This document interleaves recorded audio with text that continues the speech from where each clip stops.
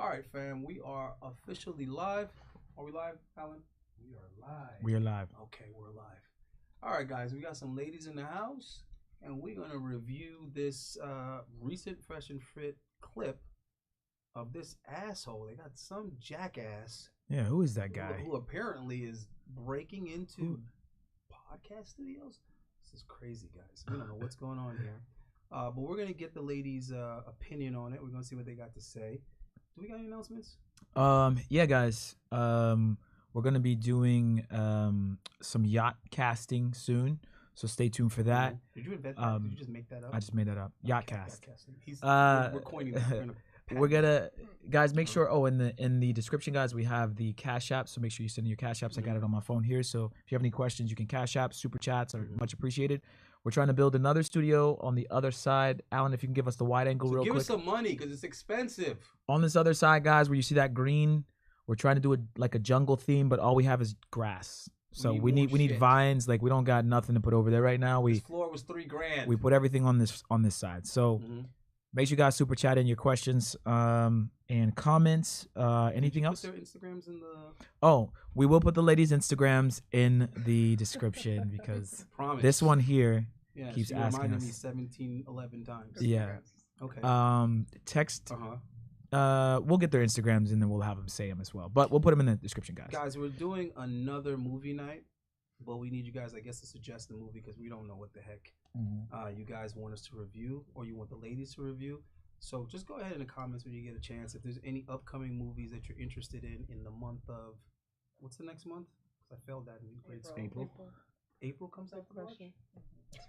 Okay. I was an adult the first time I memorized the months in order, and I've since then forgotten them. So sorry, guys. All right, so make your suggestion if there's a movie coming out in April that you guys want us to review so we can go ahead and make the plans and set it up, get the tickets, all that good shit. We are going to be streaming, of course, every Monday and Tuesday. Around 8:30. Around 8? 9 Around 8:30-ish. Whatever time we start. Yeah, whenever we get our shit together, guys. So, yeah, and then we're going to be doing some more on-the-go content, some more street interviews. That's been a lot of fun. Anything else we need to mention? We got some. Well, I think we just got Pretty Foot Friday. We were talking about Pretty Foot Fridays. So for all you foot connoisseurs, we're gonna be having some toe contests. It's gonna be great. It's gonna be tasteful though, guys. It's gonna be very, very elegant. What else? Makeup Mondays. So we got to get on board with that. And I think that's about it. That's it, right? So what's Makeup Mondays? Oh, I'm glad that you asked. We should have rehearsed that. They say a big. You want to explain? You take the heat for it. You can explain Makeup Mondays. Like, so you come without makeup, or? Well, I don't think the women are gonna go for that. They're gonna be like, I'll pass on this not one. wearing makeup right now. Well, then you wouldn't win Makeup Mondays then. No, guys. Basically, we're gonna let you vote because we're not judging the women. We're just gonna let you guys vote on your favorite. So it's all positive. If you don't like it, don't vote for it. It's as simple as that. But yeah, we're gonna let you guys vote in the super chat for the lady that you think did her makeup the best. That's what we're gonna do. So we're not gonna show you like maybe actually we should show without the makeup then with the makeup, right? Yeah. So we'll make it fun. The prize is gonna be $100 gift card to Sephora. Yep. So depending on the budget, we might do a first, second, and a third. That way, all the ladies get to win something. We might do something like that, and then I guess the last place would be like $20. Yeah, we'll figure it out. What they have for $20 at Sephora? Nothing. 0. But you can still get something like. I mean, it's bottle of water. But, so it's still worth it. Guys, it's important to know. Yeah, it's important to know the prices because a lot of guys don't even realize how expensive it is to maintain certain women. When you go in Sephora and you're like, good Lord, that's how much that costs? That's how much that costs? A few items can run you. So let's introduce the lovely ladies real quick. We have 3 beautiful ladies tonight. We're going to start to my left and then we're going to go around this way. Give us your name, age, occupation, and your relationship status. Okay, well, I'm Greta. I'm 36. Occupation is I'm a team lead for a tech company. And what was the last question? Name, age, occupation, and relationship status. Oh, I'm single. Wait, so that means you're like a leader? I'm a team lead. Yeah, I'm like you get paid to lead? Yeah. Do you lead men? Yes. Is your staff mostly men or women? What's the percentage breakdown? 8 men and just me. Well, 7 men and me. I'm the only woman in the my company. You're the boss. And This is gonna be interesting. We're gonna get you to come back on the Boss Babe episode. Yeah, this is very interesting. Okay. What about you? So I'm Natasha. I'm 32 years old, and I'm a case manager, a dependency case manager, and I'm single. Wait, you have to explain that. What, Dependency case manager is like social work. what like people that With children that are like neglected, abused. Oh, abandoned. that's gonna be interesting too. Okay, I already know what episode we're gonna ask you to come back on. We already know what topic we're gonna ask you to come back on. And 32? She doesn't look. What was your age again? I'm 36. I'm gonna be 37. 36, 32. She doesn't look 36 or 37 either. 30. What do you mean? We're all suffering from this disease, you know, this youthful. Saying you look We all have good. the- What's wrong? Alright, We I have the just wanna Benjamin, make Yeah, the sure. Benjamin Button. Like, excuse me. She We have was the like, Benjamin what Button did you mean? disease. Oh, you thought I meant you She look thought older? Yeah, she I did. was She like- did. See how? Alright, I just wanna No, make I sure. thought she was 28ish, 27 to I be feel honest. like no man would ever say like, "Oh, you don't." If they meant you looked older, they wouldn't be like, I "You don't would. look that." I feel like would. you would. I would be like, yo, your life's been rough. Tell us about it. I don't think you'd be that rude on a podcast. That's not rude. It is a little That's bit. being honest. Because if I don't say Yeah, it, but you don't the necessarily- chat's gonna say it. But you don't have to say, "Oh, you don't look that." Like, you Shout could out just to say all my nothing ninjas at in the all. chat. I would have said it to a guy or a girl. I'd be like, bro, you must have had a rough life. Tell us some stories. What have you been through? No, Vietnam? What the that's fuck? not tasteful. Duh. No, but I would have thought 26, 27 Thank you. ish. Okay. New favorite. But we've met Amber before. Yeah, Amber. Amber's. I'm 28. I'm an esthetician and a permanent makeup artist, and I am single. Okay, now I got more questions. What the heck is the first thing you said, and what the heck is permanent makeup? Okay, an esthetician is somebody who does like mainly skin. So, like I own a salon, but I focus on skin. So I do facials, waxing, eyelash extensions, like body wrapping. Permanent makeup is I only do brows, but it's a bigger umbrella. Like you can do eyeliner, lips, whatever. It's tattooing. But like Okay, I've makeup, heard of that. not like art and design. Well, it is art, but So it's you're a not boss like, babe too, then. Define boss babe. You run a business. You lead I do people. own a salon, but I am the only person employed there currently. But I am actually looking to, So you're your own boss. yes, Employee. like a self-employed. Staff one. Right. So you would have not have qualified for the employee retention fund. Yeah. Damn, you could have got paid. You could have proved you had a couple more employees. They're giving like 22 grand per employee. So you count it as well. Yeah, no, you'll. I mean, Right. you can get 22 grand for yourself, of course. Hint, hint. Go ahead. And Where do I get that? I mean, are you gonna give me a commission if I put you with the right No. people? Are you gonna give me a little something? That was the wrong answer. I only want 10%. I'll give you a flat fee of $100. Hold on, 10% of 22 grand is a little bit more than that's But can I that's just, $2,200. now that $2,200. you told me this though, can I just Google it? I could put that into the studio though. Okay, but can I just Google? We're not gonna be able to raise the ceiling for you, but that's kind of impossible. Okay, I can kind of duck. You can duck. She has to duck, guys, when she's like. I don't actually have to TV. duck. Oh, the SBA. Wait, Small now I'm Business curious. Administration. How Yes. tall is she? Oh, I already get emails Did you from them guys all the talk time. about I'm already this? subscribed to them. No, we should ask. The SBA. Amber, how tall are you? I am 5'10". 5'10". Like But height doesn't matter to her. a She said solid height doesn't 5'10", matter. Like, almost Mm-hmm. That If is this table crazy. wasn't here, we could have her stand up, but we can't do that. because Oh, the table's we're gonna do some runway shows too, guys. We're Yeah. gonna do some some. runway show. Uh-huh. No, we're Tonight gonna or not different tonight, night? not Okay. tonight. Eh, but no, we it could be tonight. So It's then- possible. we're looking for any reason We to want- we rate the wanna- girls and give prizes. Yeah. I'm very I see that. competitive. Yeah. I believe in trophies. You I do like see to that compete. motherfucking first place over there. I believe in Yeah. trophies. Yeah, it's a beautiful thing, right? It is. And when you put a little stakes to it, it makes everything interesting. It does. The It guys does. are always gambling at work. They gamble on dominoes. They gamble on space. Everything. They fucking bet and gambling. They gamble on the baseball game. All right. What are we gonna get into first? What's your first question? Ladies, actually, should we do the rating maybe, or should we just go straight into the? We could talk about this jackass right now. Yeah, hold on. Let's talk about this jackass. Yeah. What the fuck is going on? On the screen here, Alan, can you go to the screen real quick, Alan? Look at this. Look at this guy with his fucking New York hat, his fucking dreads. This? He just Man, he looks like a thug. I had no idea what those were. He looks like a thug, man. I didn't even know that was part of his head. I thought it was. I don't know. You can't see the tattoo. So guys, this clip was resurfaced. It was replayed. It got 5 million views. It was posted 4.3 million views around March 5th ish. And you know, we wanted to just kind of revisit this incident because we didn't have a choice. Yeah, because it's actually went viral. And Allende's gonna give his take, but look at this asshole, man. Ladies, what do you think of this guy? What would you say if a guy just like came to your house like bursted in your door like this with his shorts?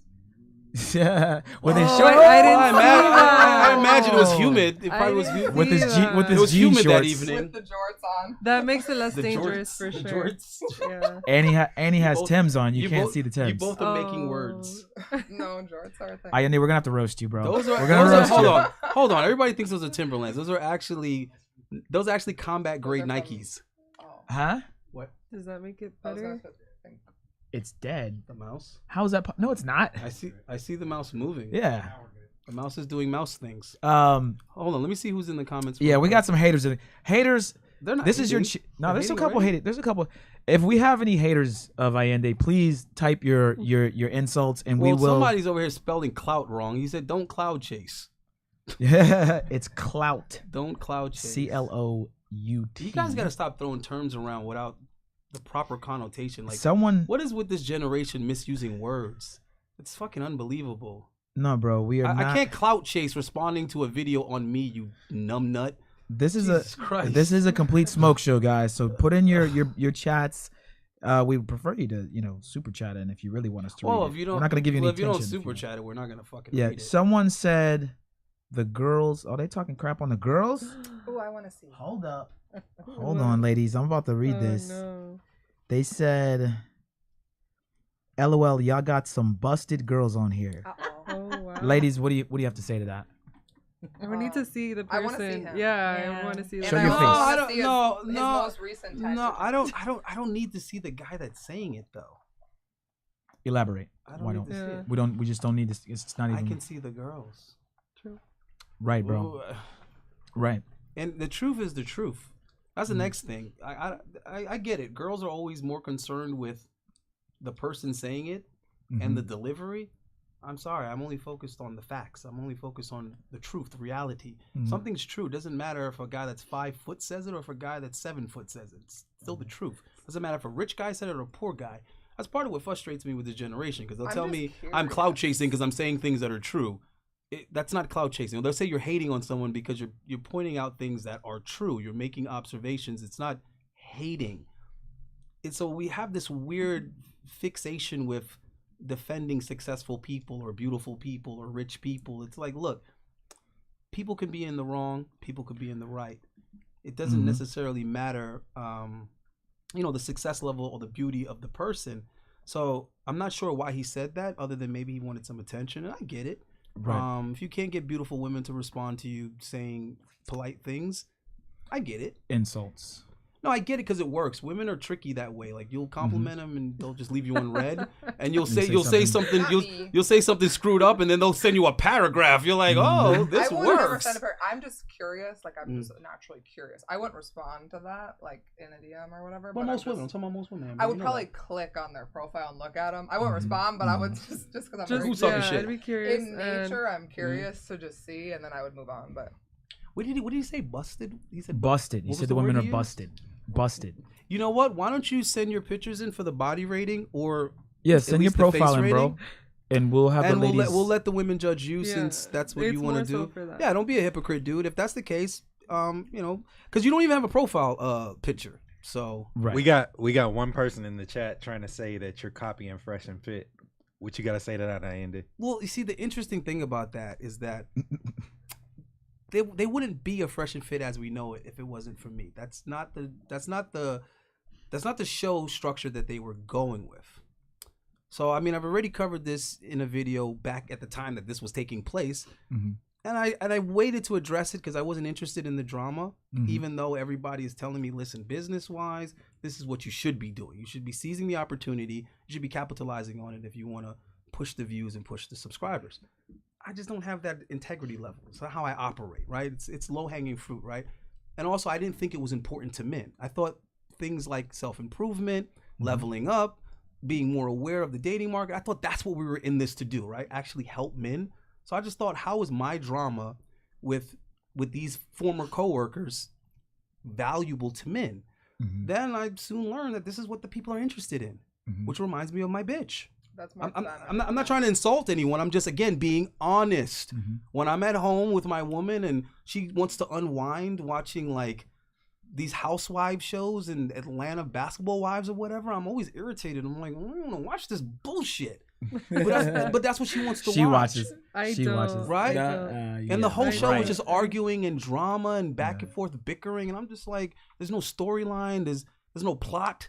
You see what I mean? But that's what women want to watch. Right. And then when I'm reading the comments, the guys are like, oh, I got my popcorn. This is so entertaining. And I'm like, what the fuck do you take from this that's going to better you in life? Right. Nothing. It's just fanboys caping for these dudes. And then other people saying, oh, this is staged. And other people saying this. And it's like, none of this matters. Right. Right? They're saying you're bringing girls like Fresh and Fit are. All right. So listen. So to address Please that, educate them. I can't copy myself. Right? 2017, I'm home doing what I do. I'm working on shit. I'm in the studio. I'm building stuff. I'm making paintings. And I'm listening to all this red pill content, all this manosphere stuff. And I became more and more interested in this type of shit when I was going through my divorce. Because I was trying to figure out how the fuck did I end up in the same boat as the lame dudes, as the cucks. I'm usually the dude that somebody's wife is trying to cheat on their husband with. Now I'm the dude losing my fucking condo to my ex-wife. So I'm trying to figure out, how did this happen? I thought never me, right? So I started submerging myself in this content. And people were like, yo, you should have a YouTube channel. For years, I had no interest in YouTube. I'm not really big social media, content creating. And as I'm listening to these guys, I'm realizing I have equal, if not greater, perspective on these things because of my experiences. They're talking about women. I'm like, bro, I grew up with my stepfather owning a salon. So I know exactly how women talk when there's no men there. Then for over a decade, I worked in a ladies' club. So I understand women's sexuality and what they're really attracted to. So I'm like, hold on. I actually have more experience than the top guys in this so-called manosphere red pill space, right? So I'm like, all right, maybe I should start talking about some of these topics.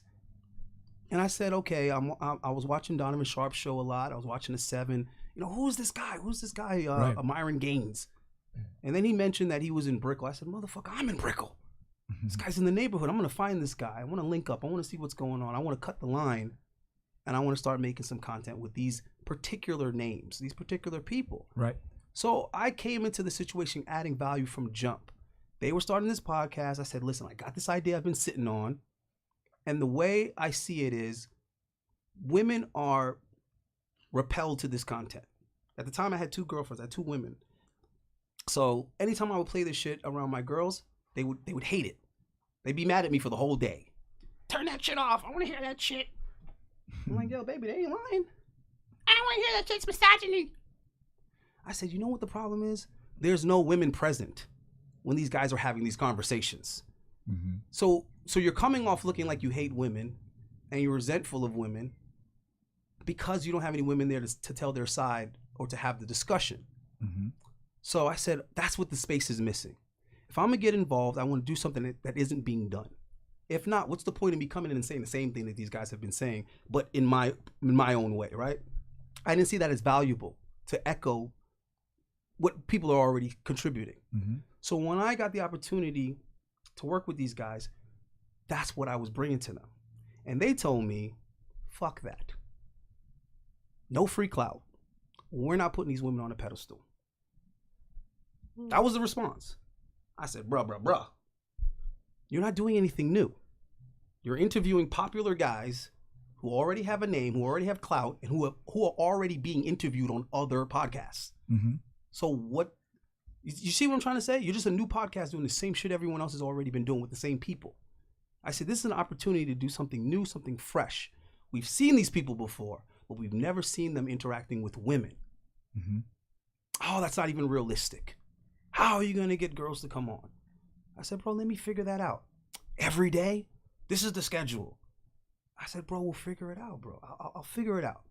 So I started off just a couple of girls. The comments went crazy. The subs went crazy. The shit is growing now. Now the question is, but can you keep on doing this? Can you keep providing it? Yeah, we can do this. I'm not paying these bitches. Bro, we don't have to pay them. Let me figure it out. 200 girls booked later, this show is a phenomenon now. All the guys that were like, I don't know, I'm busy, talk to my secretary, I'll see you when I'm available, maybe when I'm in town, all those guests now, they want to come now. Because there's tables full of beautiful women in Miami. So for you to get in this fucking comments like a dumbass that doesn't know what you're talking about, you can do something quite simple. You can just go to their channel prior to my arrival and show me this show concept that they have today. And then I can show you the timestamps of when I arrived and what episodes were coming out ever since then. It's that fucking simple. This isn't an argument to be had. I don't need anybody to believe me. We can confirm and prove this. Now, granted, they can find other people to book the girls. They can find other ways to get the girls. They have the numbers and they have the clout. I was already forewarned that that was going to happen. He told me multiple times that once we get the subs and once we get the numbers, the women are going to want to come on. Right. Because they're going to want to drop their IG. They're going to want to drop their OnlyFans. We know the game. So that's what happened, guys. You can laugh at me and say, I have no business sense, that I gave them the idea or whatever. The point is, you can't tell me I'm copying people by doing my version of my fucking idea. Right. So, guys, real quick, man, if we go around in the beginning, the show just started, 15 minutes ago. And we asked the ladies their name, their occupation, whatever it is. We're not copying anybody. We're just doing it because that's the structure of the show and what you should do when you're starting a damn show to introduce the ladies. And we're going to get to the ladies in a second, get their opinion on this. But also, guys, Allende actually gave them the idea to start the show, to keep the girls on, to maybe even kick the girls out if there's a problem. There was a lot of things that Allende came up with. And again, it's no shade to those guys. This is not a talk shit on Fresh and Fit show. This is more just addressing a clip that was posted about 3 weeks ago that now Allende's getting hit up. Yeah, people think it's a new clip. Life. Everybody thinks people think it's a new clip that just happened, and it's not. Yeah. So, hey, someone super chat. Hold on. They're dusting off the Uzis. My cousins is ready to go to war. I'm like, bro, this shit is old. Yeah, this is old. So, shout out to Toj Rusbay says, "Hey Amber, welcome back." He gives you a little winky face. Hello. Thank you for the $2 super chat, bro. So, anyways, guys, I just want to give you guys like the thing is like, this isn't gonna be a show where we're sitting here bashing those guys. You know what I mean? It's more so just to enlighten you guys on how they started. A lot of you guys in the chat don't know Allende was behind the scenes, man. I was behind the scenes. You guys, I was gonna say that. don't even know. Bring up your Yeah, so let me give you guys a quick synopsis of me. I am King, DJ King Song. I'm a DJ here in Miami, and I met Fresh. Oh man, 2.5, almost 3 years ago, before he started the podcast. Cool dude, super chill, still a cool dude. And Fresh, I hit him up. Hey, Fresh, I want to DJ. He was just throwing house parties. Yo, I want to do some house parties. I'll DJ for free. So me and Fresh exchanged values. Exchanged value. I would throw yacht parties. He would come on. You know, we would basically just hang out, right? And I remember meeting Myron. Myron had an Asian girl with him. He had a little vlog camera. He's like, hey, what's up, man? He was super different. He was way different than he was now. But, you know, those guys I knew before they started Fresh and Fit. And they were always cool. But Allende and I met at the 100,000 subscriber party, which was my fucking idea. Right. And they have done many parties ever since. But what you're going to tell me, that if we do a subscriber celebration party that we're copying Fresh and Fit? Right, exactly. Get the fuck out of here. So basically, guys, you know, I've never really been on camera. I'm probably in a couple Fresh and Fit episodes. I could probably pull them up. But anyway, long story short, guys, me and Allende met at the 100,000 subscriber party. Allende was basically blamed for the 100,000 subscriber party flop, and they blamed him for maybe some tickets being sold that they need to go back to him for money for. Well, hence this video we're going to show you. Well, that's where this came from. You guys are fucking idiots. That with the you went to these people's house because you were hating and you were clout chasing. No. Yeah. Before we even get into the video, let's again reiterate why this happened in the first place. Why I was so freaking angry. We parted ways over the party. because they didn't want to pay me what we agreed on. Because the game that they were playing was, I would make an agreement with Fresh, and then Myron would act like he never heard anything about this. That's the game they would keep playing back and forth in order to get people to do things, and they could renege later. So the meetings would never be had with both Myron and Fresh. That way Myron could always have this plausible deniability. Like, huh? What? No, I didn't sign off on that. I didn't say that. Yeah, I didn't prove So that. I was supposed to get a third of the party money. And then at the very last minute, after I did all the damn work, like, have the idea to begin with, provide the venue, provide all the girls. So it's my client who provided the venue. He owned the lounge. Then it was another one of my associates that provided all the girls because he was a promoter. And anyone who knows how the nightclub business works, you don't just get a venue because you feel like it. You have to pay for a venue.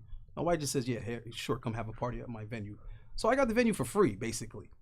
They just wanted the bar and a portion of the door, but then Fresh and Fit had the entire VIP. So in other words, the deal was unheard of. So I did all of that. We did all the running around, all the arrangements, everything, rented all the tables and seating and everything extra that we needed. These guys went on selling tickets for $500 VIP and $100 general admission. So my argument was like, look, if you're going to charge that type of money, the ratio of girls to guys has to be ridiculous. You're going to need like 3 girls to every one guy, or else you're going to have some problems. You're going to have some complaints. So they basically put everything on me to make all of these things happen, which is a nice little tactic that they use. So I'm not saying Myron isn't excellent at what he does. He's great at using other people to do the work and then taking the credit for it. It's genius. It's not a knock on him. That's good business. That's how people become wealthy, become rich. They make other people work for them. So I'm there doing the work thinking that we're going to honor the agreements that we've made. So I'm adding value. I'm paying it forward. Of course, these guys are planning on reneging the entire time. So when all that's done, now Myron is telling me, oh, I didn't tell you I was going to pay you that. We'll discuss something else. So they didn't want to pay me what I was worth. Then they told me, oh, you're overvaluing yourself. We don't need you. Yeah, well, that's convenient to say that after I've given you everything you need to create this name, this brand, and this momentum. Now you can cut me out and act like I never existed because you have it now. Right. When you didn't have it, you were calling me every day. Did you do this? Can you do that? What about this? What about that? How do we do this? How do you do that? Can you make this happen? Can you get this person to do that? Can you get the promoter? Can you do that? Bro, I got the promoter at $10 a girl. Now, I want you guys to go ahead and tell me what promoter is going to provide beautiful women for you at $10 a girl. $10 a girl. Who is giving you 100 girls for $1,000? I'd love to know who that guy is because that person did me a favor. So once they told me that, I said, all right, you know what? I'm just going to subtract myself from the equation. Now, when I told my people that I'm not going to be there in that capacity, they all pulled out at the last minute. Now, that's not my fault. They told me they didn't need me. Right. I subtracted me. The cards fell down. It's like when you pull out that particular block out of the Jenga, the whole shit falls down. So now these people want their money back. They're like, hey, we paid $500 for VIP and it wasn't what you promised. There were no girls. It was a sausage fest. So what does this guy do? He goes and tells them all that I have their money. Allende and Large have your money. Go hit them up. Wait, what now? And then he goes on his podcast and says, oh yeah, those guys are excommunicated from us. We fired them. They're dead weight. Really? Interesting. So now I'm getting hounded by all these subscribers that want their money back. Mind you, not only do I not have their money, I don't even have my money. I didn't even get paid. But yet you told these people this. So when I called these people, I called Fresh. He denied it. I called Myron. He also denied it. But here's where it gets interesting, though. One of the subscribers recorded the conversation because Myron's remedy was, I'm not going to give you your money back, but we can all hang out. So he promised them that he was going to like spend time with them. That's adorable. It's like when you spend time with your kids, every other weekend or something. Right. So he promised them, oh, I'll just spend time with you guys to make up the value. Now, during that in-person meeting is when he told them the explanation when I had their money. One of the dudes was recording the entire conversation. He sent me said recording. So now imagine how I feel, a grown-ass man that's already been slighted by these dudes in several different ways, had my intellectual content stolen, promised something that I never got for any of the ideas or any of the work that I did for these dudes. Now I'm being told that I owe people money. And when I confront these guys about it on the phone, they tell me that those conversations never happened. but yet I have the recording of the conversation.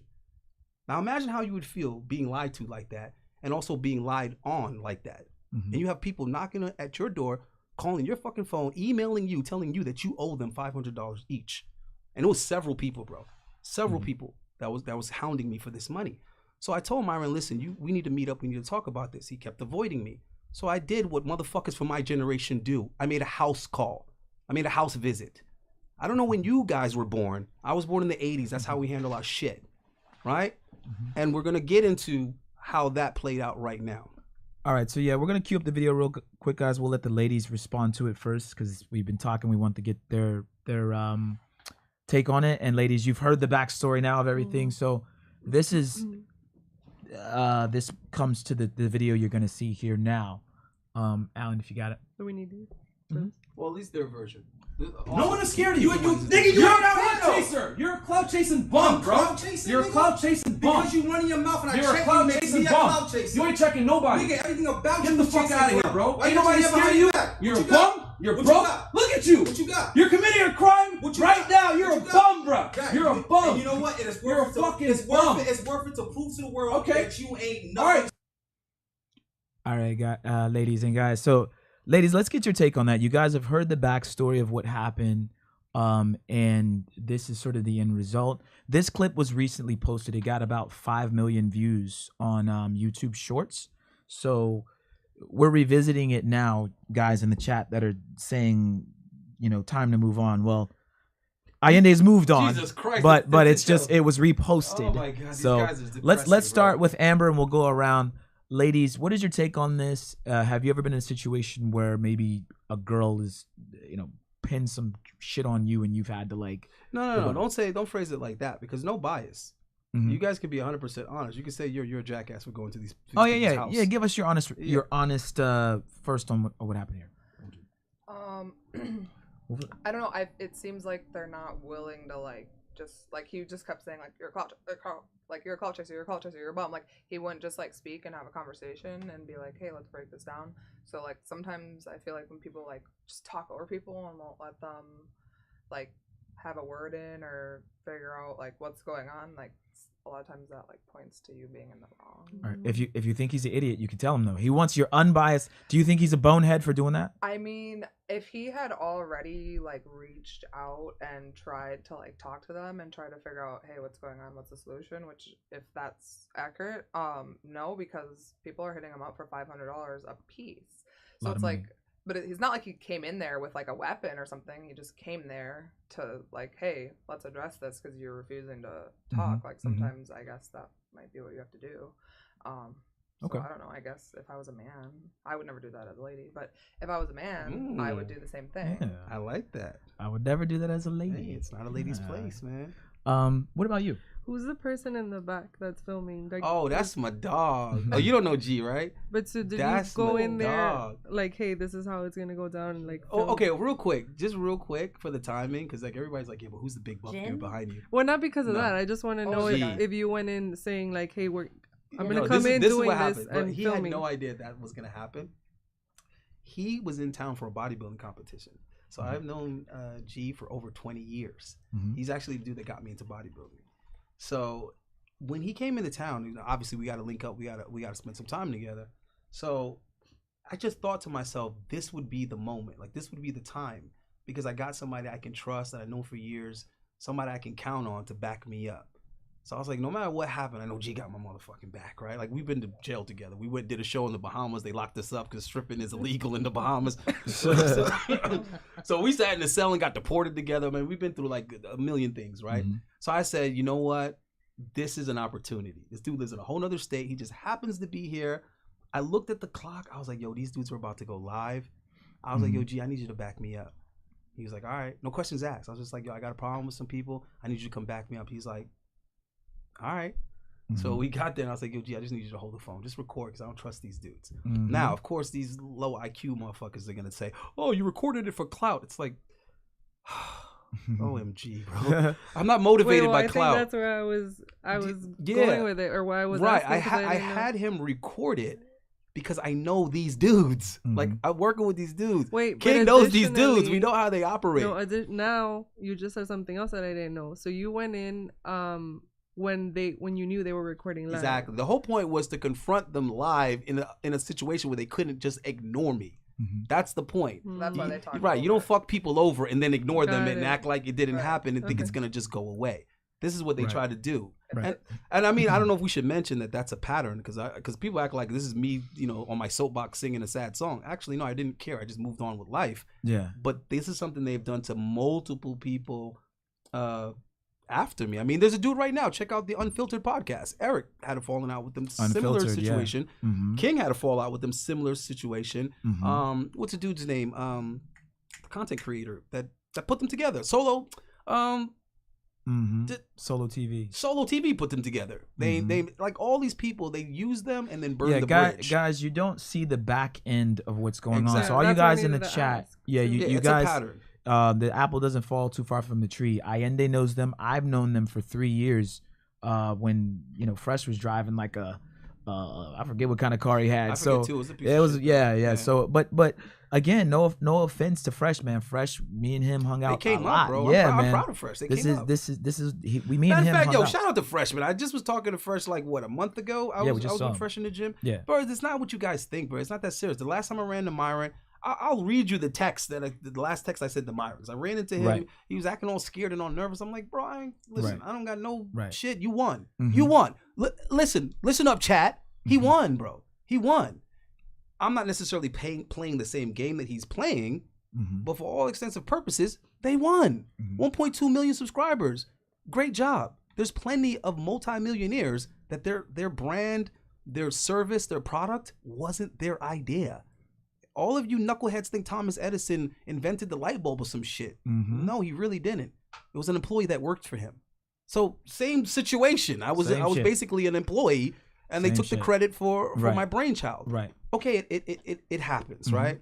But in any event, so dude backed me up. He recorded it, and my intuition was 100% spot on, because the narrative that dude spun afterwards is that I broke into his apartment. Mind you, he broke his own locks to show the police. So if it wasn't for the fact that I recorded it from my point of view, from my perspective, showing that door was never locked to open. begin with, and then also the fact that I know law enforcement in Miami, one of my clients is a Miami detective, I sent him the footage immediately. Like immediately from leaving the building, I sent him the footage and said, hey, listen, I have an issue. This happened. I might be in some trouble. He said, let me look into it. I'll take care of it. Sure enough, he spoke to the lead detective on the case. He's like, yo, these dudes try to jam you up, bro. They said you broke into their place. They showed them broken locks and all this type of stuff. They were about to issue a warrant for you and come and arrest you. He said, once I showed them the video that you provided me, they immediately dropped the charges. So for all these guys that keep jumping in the comments saying, oh, you're an idiot. That's a crime. You should go to jail. He should have blew your head off. Have any of you stopped and thought to yourself for 1 minute, then why am I not in jail? Right. Shout out to Cedric. Cedric, $6.99 super chat. To this day, the episode with Allende and Mr. Organic talking about black issues is the best episode Fresh and Fit ever did. Appreciate it, bro. He said ever did. Even the comment section agrees that was one of their best episodes. That was a classic episode, guys. And Allende still talks about that to this day. They didn't want me to do it. They didn't want to let me do it. Yeah. There was a lot of Allende had. I called Myron personally and I said, Myron, and because I was at ends because I had just met Allende. I DJ'd their 100,000 subscriber party, and I had just met Allende for the first time. We talked on the phone a few times, and I used to call Myron and say, Myron, Allende knows what he's doing. He has good ideas. You need to try to after all this happened, you need to reconnect with Allende. And I would talk to Allende here and there, and I would even tell Myron, I said, look, Allende's, look, man, what you guys did was kind of messed up, man. You guys gotta, I would try to spin, yeah, Steve, I know, yeah. I'm like, so I really could never get him to really to pinpoint and talk about it. He kind of grazed over a little bit, but I mean, I know what it is. We're gonna get into it in another episode. But let's get you had more opinion on the guy. So what was your take on this? I want to get No, it wasn't really on the guy. I just wanted to know why. Is he hot? Is it? I can't really Is it see good him. looking? She's attracted to him, I'll- y'all. I can't see him. Hold on, let me help Can't you out. really Let see. me I can't see go ahead, finish, and I'm gonna help you Yeah, out. She was just No, wondering. I really Let me was just see. wondering why. She's like, let me- But what's your Yeah, she's the one that wants Just to kidding, see. I don't care about that. What- I'm Yeah, you just talking do. shit, I love what's your this. take? Oh my What's your gosh. take on the situation? So, well, now knowing this whole background story, then it's totally different. But if I didn't know everything that was now explained Like to the me, chat. that guy's an idiot. like the Yeah, chat, exactly. like you She'd be guys like- in she'd the be like, chat. that guy's an idiot. it's the truth though. But Oh, now yeah. that I know, like obviously, I get it, Yeah. and it makes sense. How about you? What do you think? Nah, I would have done the same thing. I would have ran out. You would've ran up. I would've- She's like, I would have brought the Shut heat up. though. No, Hold up, bottle. I would have. I have. I would have ran up. She's He's like, I she's did like, I would have already. brought the heat. I would have Rambo kicked them. Like, Yeah. For sure. So real quick, guys. That was Allende. Correct me if I'm wrong. That was Allende asking for the fair one, for a fair I was fight. just asking for the fair Yeah, fight. it was like, yo, come outside. We gonna fight or we gonna talk. I think you said, let me talk to you. all right. Can I You want see you that? want I to wanna you, see. So it wasn't like you he want had to hear a you want to hear a gun. fun fact, guys? It was a fair. No, Let's get listen. the fair I'm one. gonna go ahead and give y'all a fun fact. I'm gonna give you the truth because this is what I do. All right, it's not very lucrative. Unfortunately, the truth is not lucrative. I never underestimated Myron, not even for a second. I assumed that Myron was gonna put the beats on me. That's what I assumed. Go ahead, click this motherfucker. This should be a short. Click this motherfucker. I assumed that Myron Gaines was gonna put the beats on me. I thought this dude was very comfortable with the gloves. I thought he was putting in plenty of time in the gym. So I invested in a sparring partner for months. I'm sparring a dude that's 6'4", you know what I'm saying, 215 pounds. I'm getting punched in the face 3 times a week, right? Getting whooped on. This dude is a hell of a boxer. And I'm like, you got to get me ready, bro. You got to get me ready. So I was very frustrated when Myron didn't want to fight me because I put so much time and so much effort into preparing for this fight, bro. It was like Rocky going against Apollo, bro. I was taking this shit seriously. It's like Creed. And this motherfucker pulled out a gun. I was like, I wanted to cry. I was like, nah, bro. Bro, I was taking all those hits for nothing. That's so extreme. How is that extreme? To pull out a gun? Have you ever lost a fight before? She's saying he was extreme for pulling out the gun, though. I understand that. Yeah. But, I'm saying, but why have would you, he but, pull a gun hold on, out? but have you ever lost a fight? No. Have you ladies been in a fight? Have you been in a You're fight? perfect little lady. I wonder. You guys haven't fought. Have you You're ever a fought perfect little before? lady. Yeah. Like a guy That or doesn't mean I've Girl. never been in a Oh fight. no, not a girl. Ooh. What'd she say? Well, anyway, she said, because I asked her, have you got your ass whooped? She said, no. I said, you're a perfect little lady. She said, no. I didn't say I'd never been in a fight. I try to Ah. avoid them. Uh-huh. I would try to avoid always, but people don't really generally want to fight me. Well, listen, guys, I've taken some ass whoopings before. Mhm. And I couldn't imagine taking said ass whoopings in front of 10,000, 20,000 viewers. Mhm. So if I was 100% sure I was going to win, I probably would have been like, yo, pass me the 9. Pass me the Thule. Yo, get up Right. out of here, bro. Right. You see what I'm trying to say? Because it's like, think about it. Do you want that ass whooping to be televised? Right. So, But real quick, still, guys, like, we got another super taking chat. a But real life quick, and guys in the a fight chat, is, like, a good we're way we're to discussing this solve. because a new Fresh and Fit clip was posted yeah, they a posted few the weeks shit. ago. It's got 5 million views. It's gone viral, and now people think this is something that happened yesterday. And I forgot to call him. or But when we it agreed we were was. going to call him first. I completely forgot to call Yeah, him. we were gonna I call was going to call him Myron. before I did it. All right. So E Black TV says the red pill is about the source of information, right? Well, Authentic Alphas is the source. Salute. I appreciate that, man. Yeah, thank you, brother. I Appreciate appreciate you, man.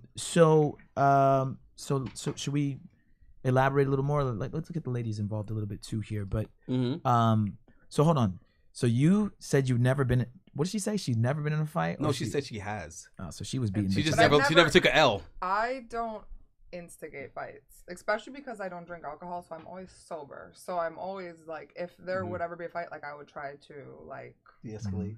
right, because there's not a point, and I don't want my face ruined. And also, I know like if you throw a punch, like you can also break your hand.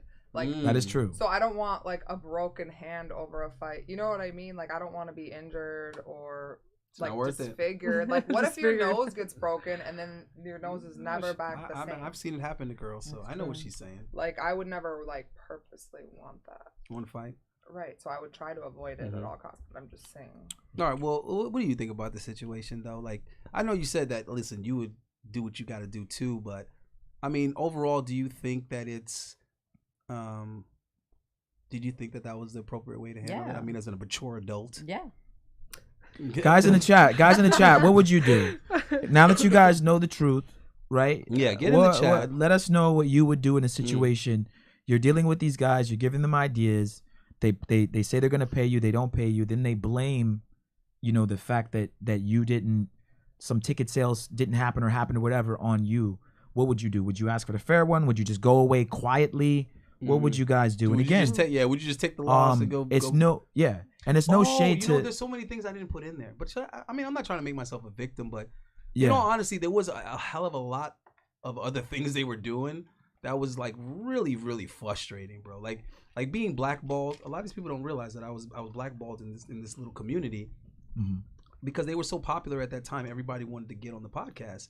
So all these people that had not like people that either agreed to work with me because I reached out to them, or had asked to work with me, all reneged. I had all these shows lined up that people want to do. I'm not talking about shows like an interview, like making an appearance on a podcast. I'm talking about like shows. Like people were like, yo, I want to do this show with you. I want to do this particular show with you, and that particular show with you. And you provide the girls, and we'll do this and that. There was one dude, I shouldn't even bother saying his fucking name, but you guys would figure out who he is. He's making adult content. He's retired from making adult content, and he was spending a lot of time over there on that podcast. Me and him were going to have a show where all we did was interview women in the industry that did sex work.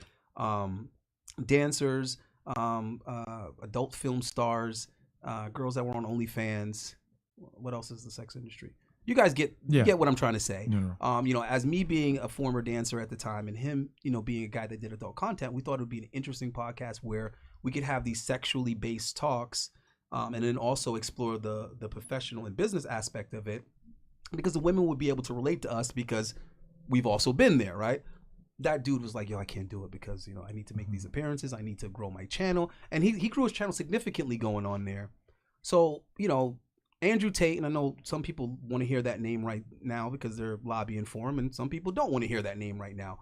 But Andrew Tate probably was one of the only people, if not the only person, that called me and was like, yo, I see the situation with you and these guys. I hope you're good. Is everything all right? He checked up on me after he saw it initially when it first happened. And he said, listen, bro, I'm coming to Miami. We agreed that we were going to work together. We were going to do some interviews. That's still there. He's like, I don't care what's happening between you guys. I gave you my word. I'm looking forward to seeing you again. We're going to link up. We're going to do what we need to do. And I was like, yo, I appreciate that. But other people either just stop calling, stop answering, or they reached out to me and basically said, listen, I can't do it because of this. Right. So it's a lot more to it, guys, than you. Yeah, guys in the chat, man. Allende has an interview with Andrew Tate. Check it out on the channel. He's met him before. He has an exclusive. He was actually supposed interview. to come on here. It's just his situation, his circumstance. Right now. So yeah, guys, he has a relationship with him. And just real quick, guys, another quick backstory. I was always in between the whole situation. So when the door got kicked in and the crazy intruder thug came in, I was actually more cool with Fresh and Myron than I was Allende. So what ended up happening was I kind of stopped talking to Allende. Me and Allende were cool, but we were never friends. So, I wasn't ignoring Allende per se, but if he would call me, maybe we'd have a brief discussion.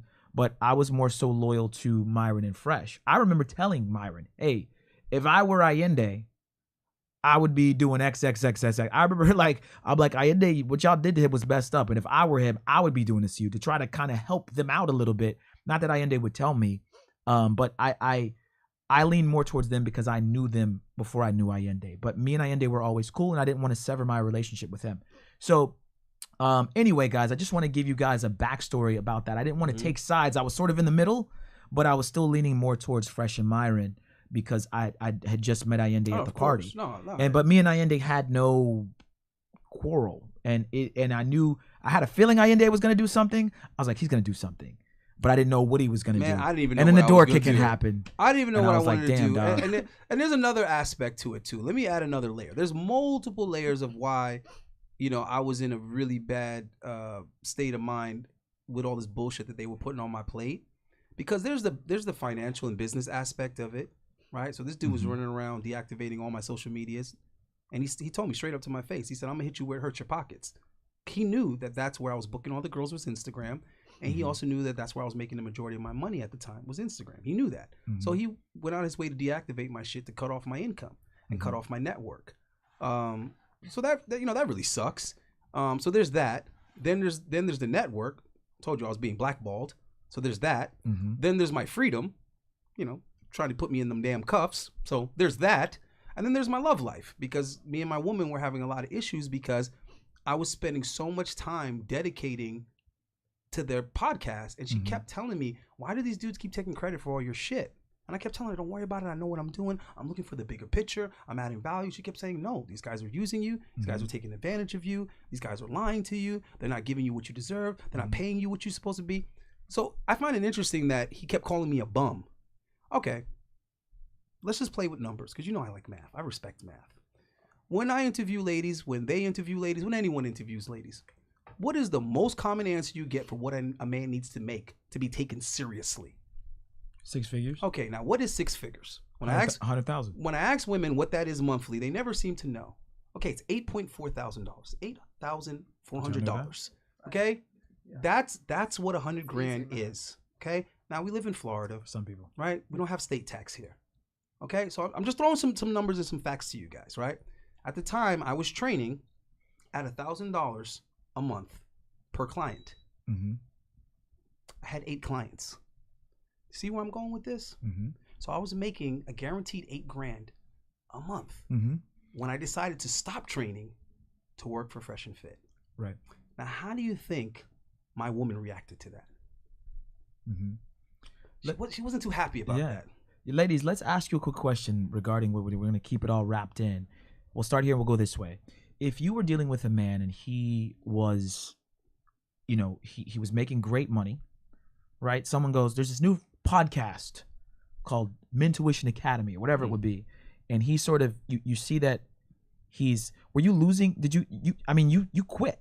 You stopped. Stop training my clients. What would you think of your man if you saw him sort of going in a direction where it potentially looked like it was less money? You could see that those guys weren't really on his side, but he was so, Ayende was so like, this is going to work. And committed. It did work. And That's what's funny. It worked. As I said, I believed in it. I was committed to this shit. They kicked him to the side. So what would you ladies do if you saw your man, he was really passionate about something like that? What's your take on that? I mean, I'd support it. I make my own money, so I wouldn't. Yeah, but she didn't though. Okay, that's a key thing. But I feel like women, if we're in love, we support. Well, she started working. You see what I'm saying? So she started picking up shifts now. Yeah, I would support it, because regardless, if you go against, if somebody wants to really do something and then you go against it, they're gonna want it even more. So if you think it's gonna go wrong, just let them kind of crash and burn, and then they'll kind of recover on their own.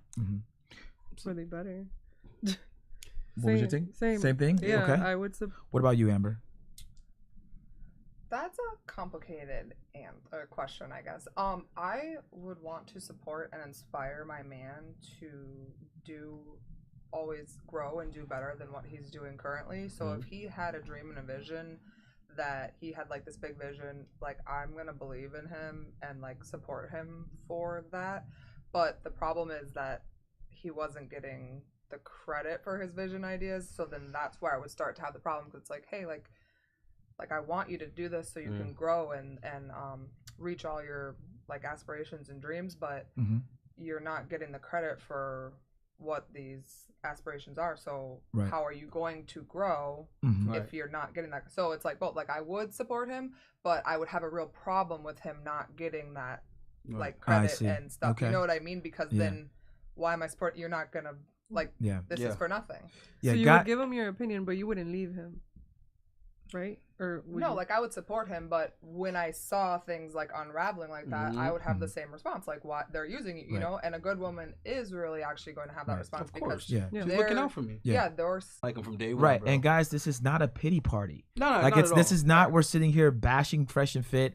It's not a pity party. We just want you guys. This clip got 5 million views. They roasted this shit. People want me to address it, and he has to address it because there's people that are new subscribers to Fresh and Fit or to our channel. Mentuition, guys, go to youtube.com/@mentuition. Also subscribe to Authentic Alphas if you're not already. And they're not giving a good narrative, man. They're not really giving a good explanation. It just says this dummy broke into Fresh and Fit's house. Right. Well, I guess I'm a dummy. Is in it that their moment. But it's clickbait though. Yeah, It is yeah, clickbait. that's what I'm saying. It's like maybe I had a dumb moment, and then it says broke in. I didn't break in. It says house. Let me ask you a question, Allende. Allende. Oh, Allende. Amazon. In It high, says house. in hindsight, Mhm. do you believe what you did was dumb, or would you have broken in differently? That's a joke. But Wait, did would you you break have? in? No, And I'm just messing he's with him. right. He's right. Though that's exactly What, how I view it. It was a great idea. The timing was perfect. Covering my ass was done well. Yeah. I brought my camera guy. Where I fucked up maybe was that I was ill prepared with my script. I had an Okay. opportunity to say a hell of a lot more eloquently, Right. but I was There's a bunch of right, N words. but I was more emotional, and the emotion being anger. Mm-hmm. So Like, what do there's you, probably so I don't know more if you're with gonna call that me in a way. feminine or whatever, but when I get angry, I want to break something. I don't know how these guys were raised, but I grew up in an era where if you had a problem with another kid, a grown man pulled you both to the side and said, "Listen, you can wear the gloves or not wear the gloves. Either way, duke it the fuck out, get over it, shake hands, and move on." That's how we settled shit when I was growing up. And that was the real way. Pulling out a gun, that was the bitch move. Talking behind somebody's back, that was the bitch move. So we're all raised the way we're raised. So in my brain, that's the programming. I didn't want to get on YouTube and talk about this dude. I wanted to get in the ring. He didn't want to get in the ring and box for charity live. So bring it to the streets, right? And I can't win when somebody wants to call law enforcement. I can't win when someone wants to lie. You get what I'm trying to say? I can't win when someone wants to hire a hacker. I can't win in any of those games because I don't play like that. I'm not about to call the police for nothing, bro. My house can burn down. I'm not calling you. You see what I'm trying to say? I'm not finna lie about nothing. I'm not finna do that neither. I'm not gonna pay a hacker. That's not how I roll. So I'd rather just get punched in the face and lose a fight. You see what I'm trying to say? That's just not me. So could I have handled it better? Absolutely. Right. So, all the criticism that came, like I'll give you an example. There's a lot of YouTubers, and we're going to get into that in a later episode because we're going to talk about it from different angles, guys. Right now, we're just kind of letting the ladies weigh on it, but we're going to talk about how a lot of other YouTubers responded to it that were in the circle. And I disappointed a lot of people. Abba from Abba and Preach was extremely disappointed. Yep, Abba. Right? Shout out Abba. R.I.P. Uncle Kev. Kevin Samuels was Samuels. very disappointed in me. Mm-hmm. Like, the dude froze me out for like a couple of weeks. He didn't even want to talk to me. You see what I'm trying to say? So there's a lot of people that were very disappointed. O'Shea Du Jackson wasn't too thrilled about it. My mentor was extremely disappointed. I was pissed, Allende. I hated you. Yeah. King was I upset. hated you. Amber was like, "Fuck this guy." That's what I'm saying. My cousin called me up and said, "You look fucking even weak." Heard of Fresh and Fit before you guys messaged me about being on the podcast. Yeah. Right. So I mean, listen, it was definitely not my best moment, and I get it, and I'm more disappointed in the fact that I disappointed certain people that had a higher expectation from me. Now, of course, they forgive me because they know me. It's that moment. But there was so many different layers to this fucking cake, bro.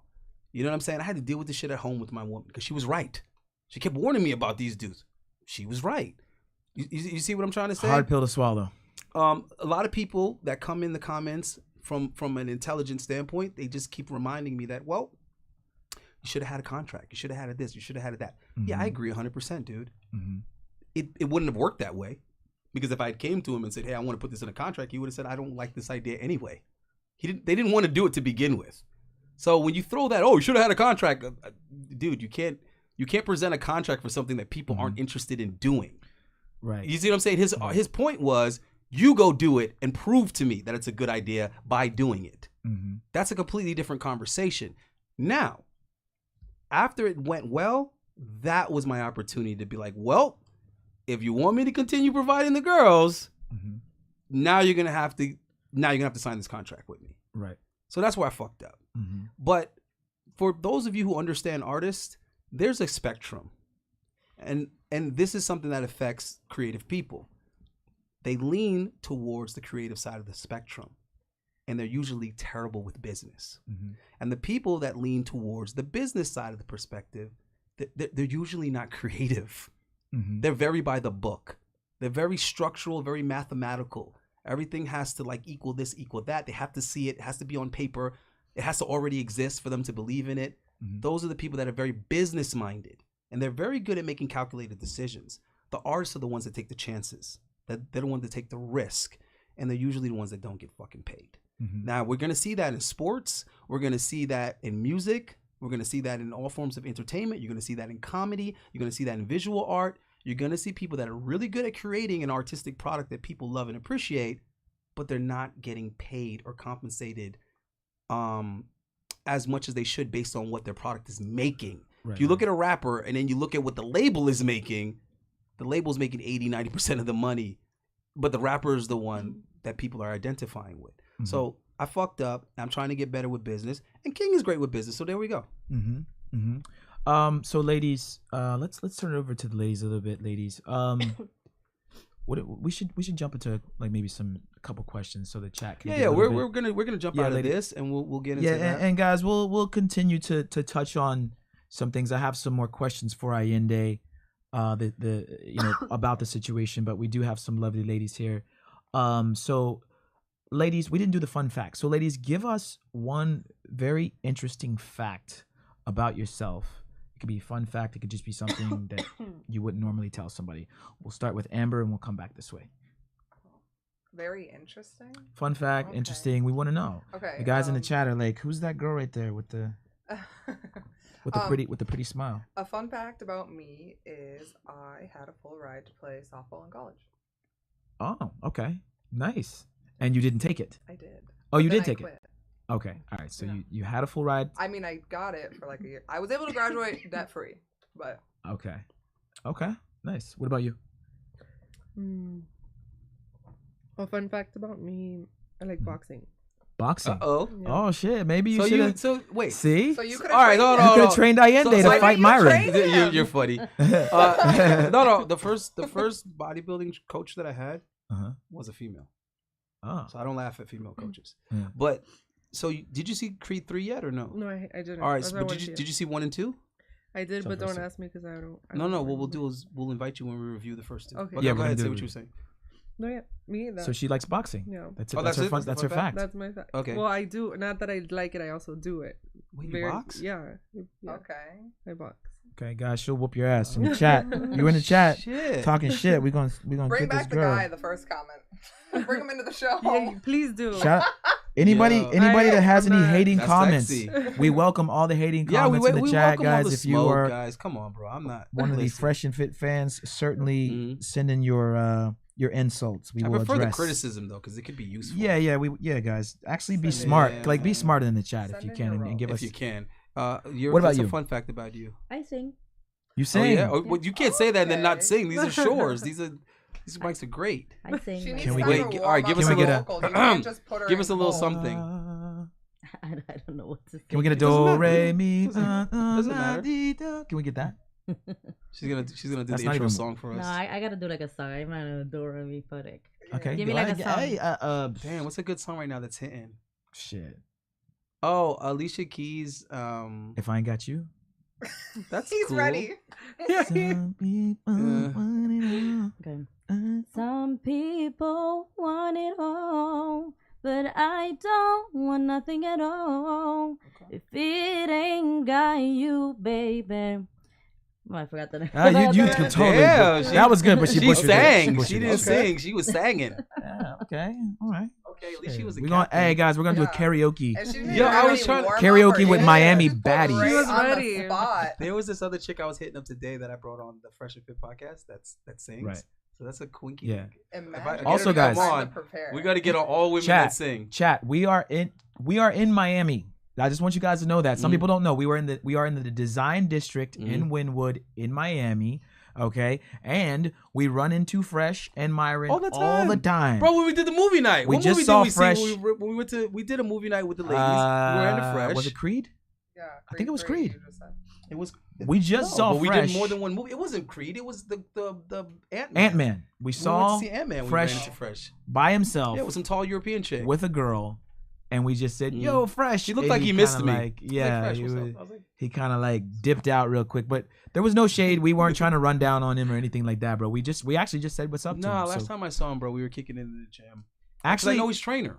your issue is more with Myron, not Fresh. Listen, I don't even Allende's really cool have with an Fresh. issue with Myron. My issue is with like the thing is that I didn't know that that's the direction it was gonna go in.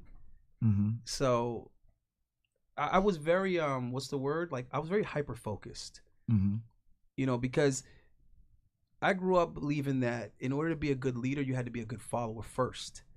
So when he was leading that team, I was like, all right, great. You know, hand out the assignments and everybody get to doing what they need to do. Everybody go focus on what they need to do. Break.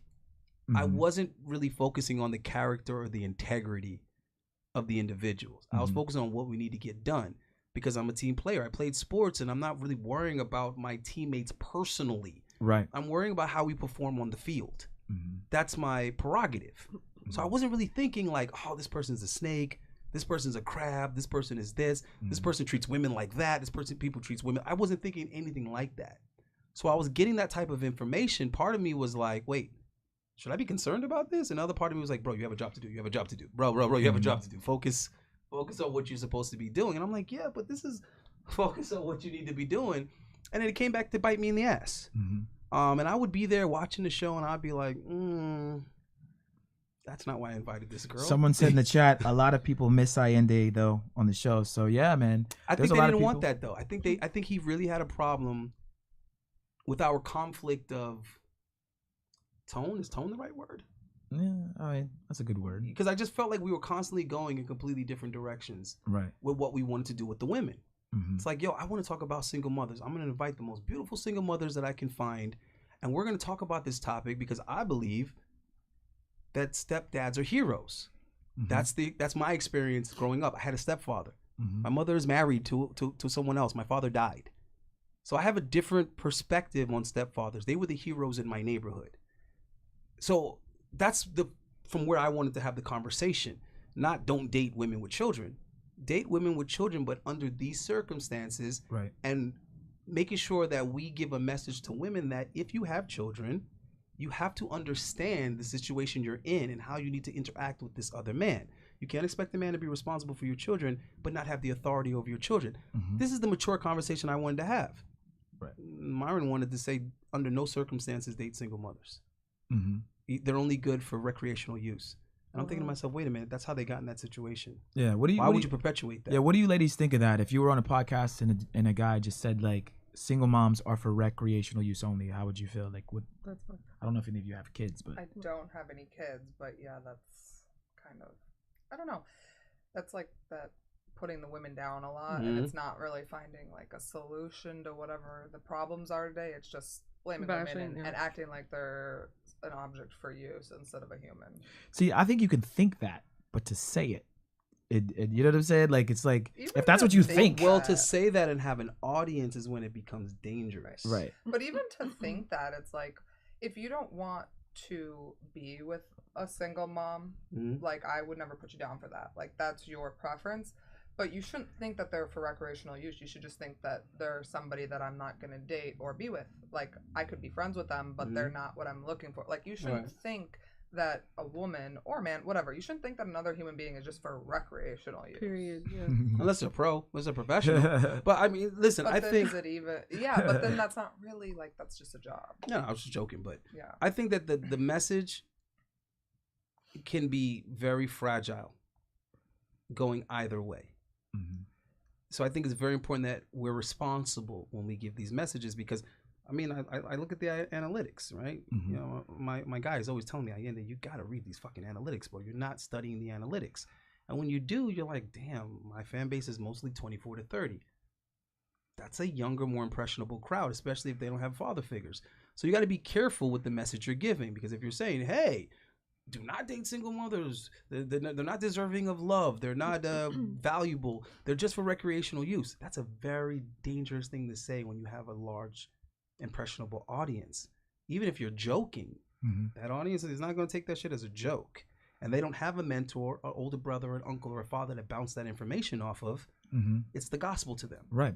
But if I go the other direction with it and I say, single mothers are wonderful human beings. They are the heroes of our neighborhood and they deserve love. And you need to step up and be a real man and take on that responsibility and be. Whoa. That's equally as dangerous. Right. Do you get what I'm trying to Yeah, say? there's somewhere in the middle. It's not even so much in the middle, but just presenting Right. all the information. Right. I like what you said earlier, though. You said if you deal with single mothers, you said something about you have to know. They have to understand the situation. The situation, right? Right. And I think as the guy, like for me, I never will tell a guy don't date a single mom. They're for recreational use only. Right. I would say something like, you know, it would be more like, it's gonna sound a little more messed. It's not messed up, but it's gonna be like, you shouldn't date a single mom as maybe your first priority all the time. Like if you had 3 women lined up and maybe you could go with the one that didn't have kids, I would tell a guy maybe to lean towards that because of the things that come with dating a single mom. Her kid may always come first. There's a lot of things. Like I dated a single mom, and I know how I'm coming at it from a perspective of a guy that's done it before. Not to say don't do it, but just weigh out your options. Right. And I think that a lot of guys saying it's recreational use only is like just hit it and quit it. It's like throwing her away. Yeah. As if, but it's like to me. Well, okay. I believe that most of the issues that we have are men's fault by default, facts. right? And it's like it's not pandering to women because it's like the dudes are already tuning you out when you say that, and it's like, you see, where's your daddy? Where's your dad, bro? What I'm saying is that men, we are supposed to be in the leadership role. Period. The leadership of our community, the leadership of our relationships, and the leadership of our families. Right? If your dad passes away or something, you need to step up. You're now the leader. Facts. You have to be there for your mom. You got to be there for your aunts, whatever the case may be. You have to be the strong one. So their input is valuable, but they're not built to lead in a certain way. I remember my mom was in the hospital. Everybody's falling apart. I had to hold it down until my stepfather got there. He had to drive 5 hours to get to the hospital. I had to hold it down until he got there because my sister was a mess. My mom was a mess. They're not built to deal with that emotion.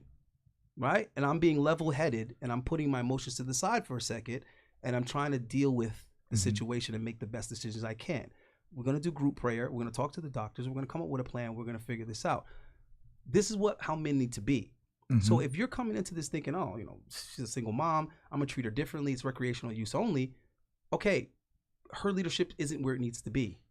So now you're a bad influence on her now. You get what I'm trying to say? Right. So I would just tell guys, if you're going to interact with single mothers, you have to come in there understanding this is a different level of responsibility. So for example, I dated single mothers, but when they invite me over their place, I'd be like, listen, you got your kids though. Oh, don't worry, my kids are sleeping. It's like, whoa. No, absolutely not. I'll see you when the dad has the kids. You got me messed up. Right. But see, other dudes would be like, yeah, I'll be over there. I'm going to slide. The one time I let a chick talk me into that, after I kept on expressing that's not a good idea. I don't roll like that. I'm not comfortable with that. I'll catch you next time the father has the kids. I let her talk me into this and reassure me it was going to be all right. That little nigga woke up. That's the last time I went to see her. Because this little kid's locking on the door. She's talking about, go to bed. Then this little kid on the way back to his room, he's like, mommy, whose shoes are these? I was like, man, I'm out of here. You ladies don't realize how outta here. awkward it is for certain guys when you have a kid and then it's just like you're looking at some other dude's kid and you're just like he's asking you questions. You're like, yeah, you're like, get along with it. It's very uncomfortable. Right. Some guys are naturals; they can just go right into it.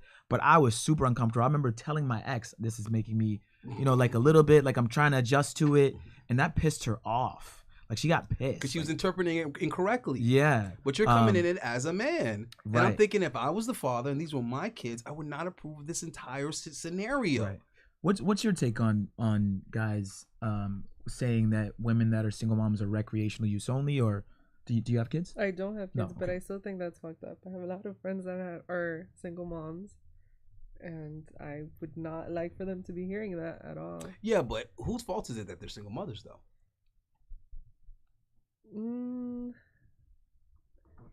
One in particular, I'm gonna say her.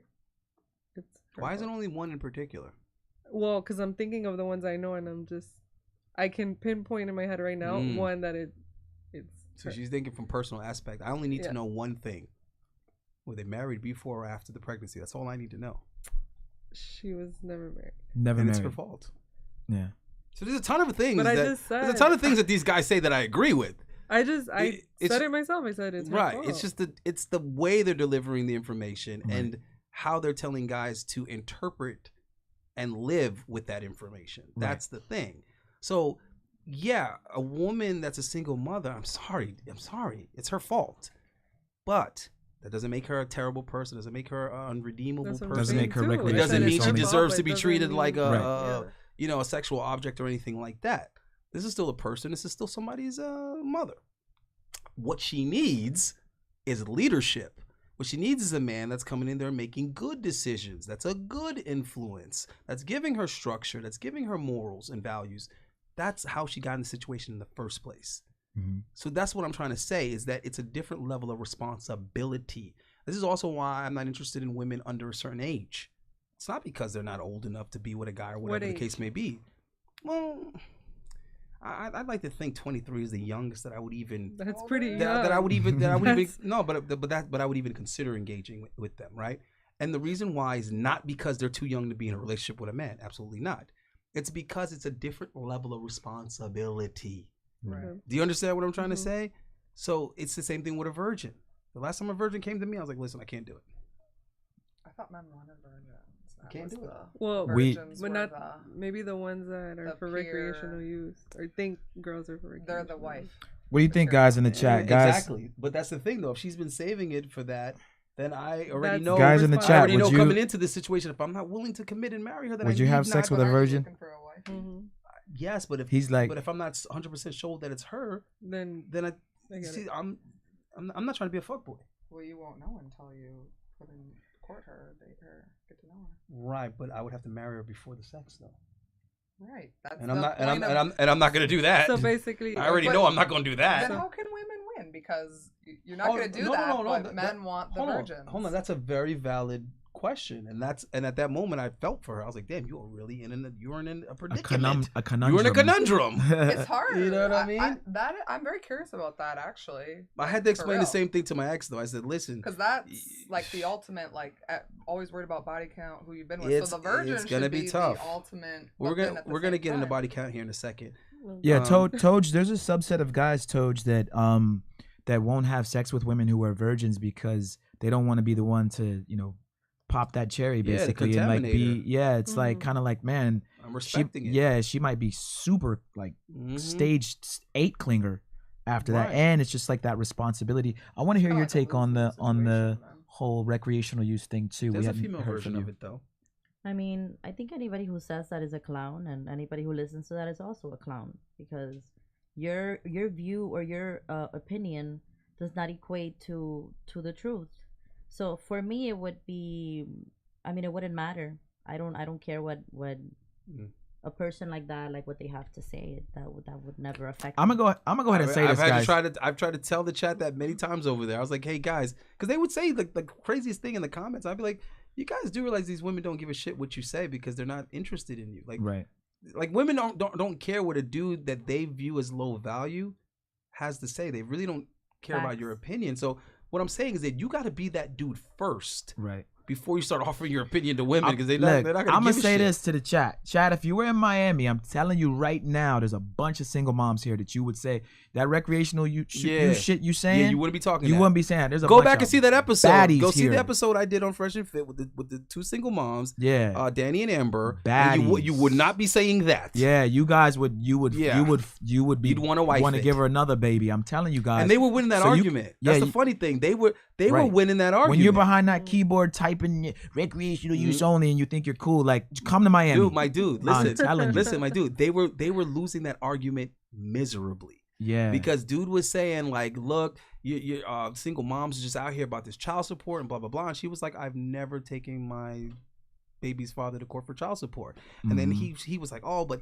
guys don't want to deal with the baby mama trauma. Blah. And she's like, hold on, I've been in a relationship with this dude for X amount of time, and we go to dinner with my baby's father and the woman he's with now. Right. We go on double dates. Right. So we get along just fine. And then he was trying to say something about like commitment, and she's like, "This dude is proposing to me." Like, what are you like? Yeah. Everything that he was trying to hit her with, she was living to the contrary. She's right. like, "No." So it was just strange to me. I was like, dude, you're putting your foot in your mouth over and over and over again in this episode. You're not even letting these women tell you what their experience with being single mothers are. you're projecting and assuming Right. that you know what their life. And I know Amber. Amber is living the life, bro. The dude that she's with is like super Oh, high yeah. value. He's super high value dude. Yeah. He's taking her around the entire world. Yeah. So it's just crazy that Yeah. he's saying And- that a woman won't get these things and she already has them. And it's a nugget, guys, real quick. Like, the prettier the woman is, the less the guy will care that she has kids. Yeah, he'll work around it. And me personally, I'm just giving this is King's personal thing. I would not say I would not date or take a woman that has kids serious. What I would say is what I said earlier. She would not necessarily be the first option, but I wouldn't rule her out, and she would be on a short string. Meaning, if I met a woman that had kids and she's prioritizing her kid all the time, she's flaking on me, has a shitty attitude, I'm cutting her off real quick. So if you have a kid and you're just being a total bitch to me, you're not getting the same level of what I would do for a woman that doesn't have kids. But I would date a woman with kids, and I have. I'm not gonna say she's recreational use only, but the string is very short. In my opinion, this is my opinion, guys, for a woman who has kids, trying to act like she doesn't have kids. Don't be out here acting like you don't got no damn kids and you got kids. And I would say one. I've never done 2 or 3. I don't think I'd go that far. But Nah, guys, there are baddies here. I'm telling you. No, look, dudes, he's saying in the comments right now. He says I don't make enough money for Daniela. He's like, I remember her. Like, Oh, I remember that episode. Daniela. Remember Daniela? She's fine as hell. Guys, I've lived with a single mother before. I did the whole stepdad thing, and that's why I know that women are capable of prioritizing their children and their man at the same damn time. It was amazing. She'd be up at 6 o'clock in the morning. She would have already walked the dog, made breakfast, took the girls to school, and then been back in time to wake me up with some pussy. So I'm sorry, bro. I've lived it. I was given the run of the house. I disciplined the children. I changed all the damn rules. There was no cell phones or iPads on school nights. There was no makeup other than cheerleading events. Yeah. I was allowed to not only enforce the rules, I was allowed to create the rules. And of course, the girls didn't like that at first because they're like, but my mommy let me do it. I said, listen, I'm not your mom. I'm not your mommy. And I love those kids to death. So Jay says he's flying out. You coming to Miami, Jay? Hit us up, man. yeah, you got to hit us up. Guys, when you come to Miami, hit us up. We are going to start doing movie nights. We're going to be doing some yacht stuff. So come through. I want to ask the ladies another question. We want to keep the ladies involved because they are so cool. Amber, I'm going to start with you. I'm going to pick on you. So last time we was here, we're gonna switch gears real quick. We did a Passport Bros episode. Oh yeah. And Amber had a girl. Amber was sitting next to me. There was a girl here from Colombia, or she was born. Hyena, whatever called yeah, hyena. a hyena, and she was having, I think, a full-on panic attack. No, seriously, and because I've had anxiety attacks before, so I saw her face. So I want to ask Amber. She was very outspoken, loud. We would say masculine. But what was your take on that girl? We were talking about guys getting their passports, going to Colombia. The question was, he asked the girl that was from here, that was Colombian American, do you think a guy would have? I was asking him, who would be more difficult to deal with, her or a woman that was actually born and raised in Colombia? Because she considers herself Colombian. Mind you, me and him have both been to Colombia more times than her. So I was like, right. So I wanted to get your take, Amber, on that whole episode and just what your take was and what you wanted to say, because there was a lot you were thinking. Yeah, it was hard for me to sit through that for sure, just because it was like, and it was multiple girls, but they just like would not stop like yelling and being like intense, and I don't really. It's that femininity. She was like, and we wonder why these dudes are getting that passport. But I felt like there could have been like a lot of positive and productive discussion, because they were kind of tough questions, but they were like to bring a feminine side, but also to be like, hey, hold on, like that question you asked that we weren't arguing. Oh yeah, we were arguing. But, we were debating. But I was like, like no, like we were both, but like I felt like we kind of came to like a conclusion almost, like like there could have been more positive, productive. I agree with some of the things you were saying. Right. Yeah. What's your nationality? I'm Polish and French and native. Okay. And what about you? American Colombian. American. Oh, let's ask her the question. Yeah, because somebody asked in the chat. Somebody asked in your chat their your ethnicity. I'm Cuban. Cuban. All right, so we're gonna flip it. We're gonna do the same one for her, but then we're gonna ask. Look native. So you look like do you think a guy would? Damn it! To say it again, Andy. I don't know. What? What's the question? Oh, so like would a guy have a better relationship? Would he have more difficulty with you, obviously being American, or dealing with someone from Medellin? Exactly. Oh, specifically Medellin? No, we're just saying not Colombia. specifically Medellin, but Colombia. Shout out to the passport bros in the chat. Shout out to Colombia. Yeah. It'll be easier. It would probably be easier. Well, it depends where the guy's from, but I'm gonna say it'd be easier with a girl from Medellin. From Colombia. And why? Because like the Hispanic culture over there is just like cater to the men.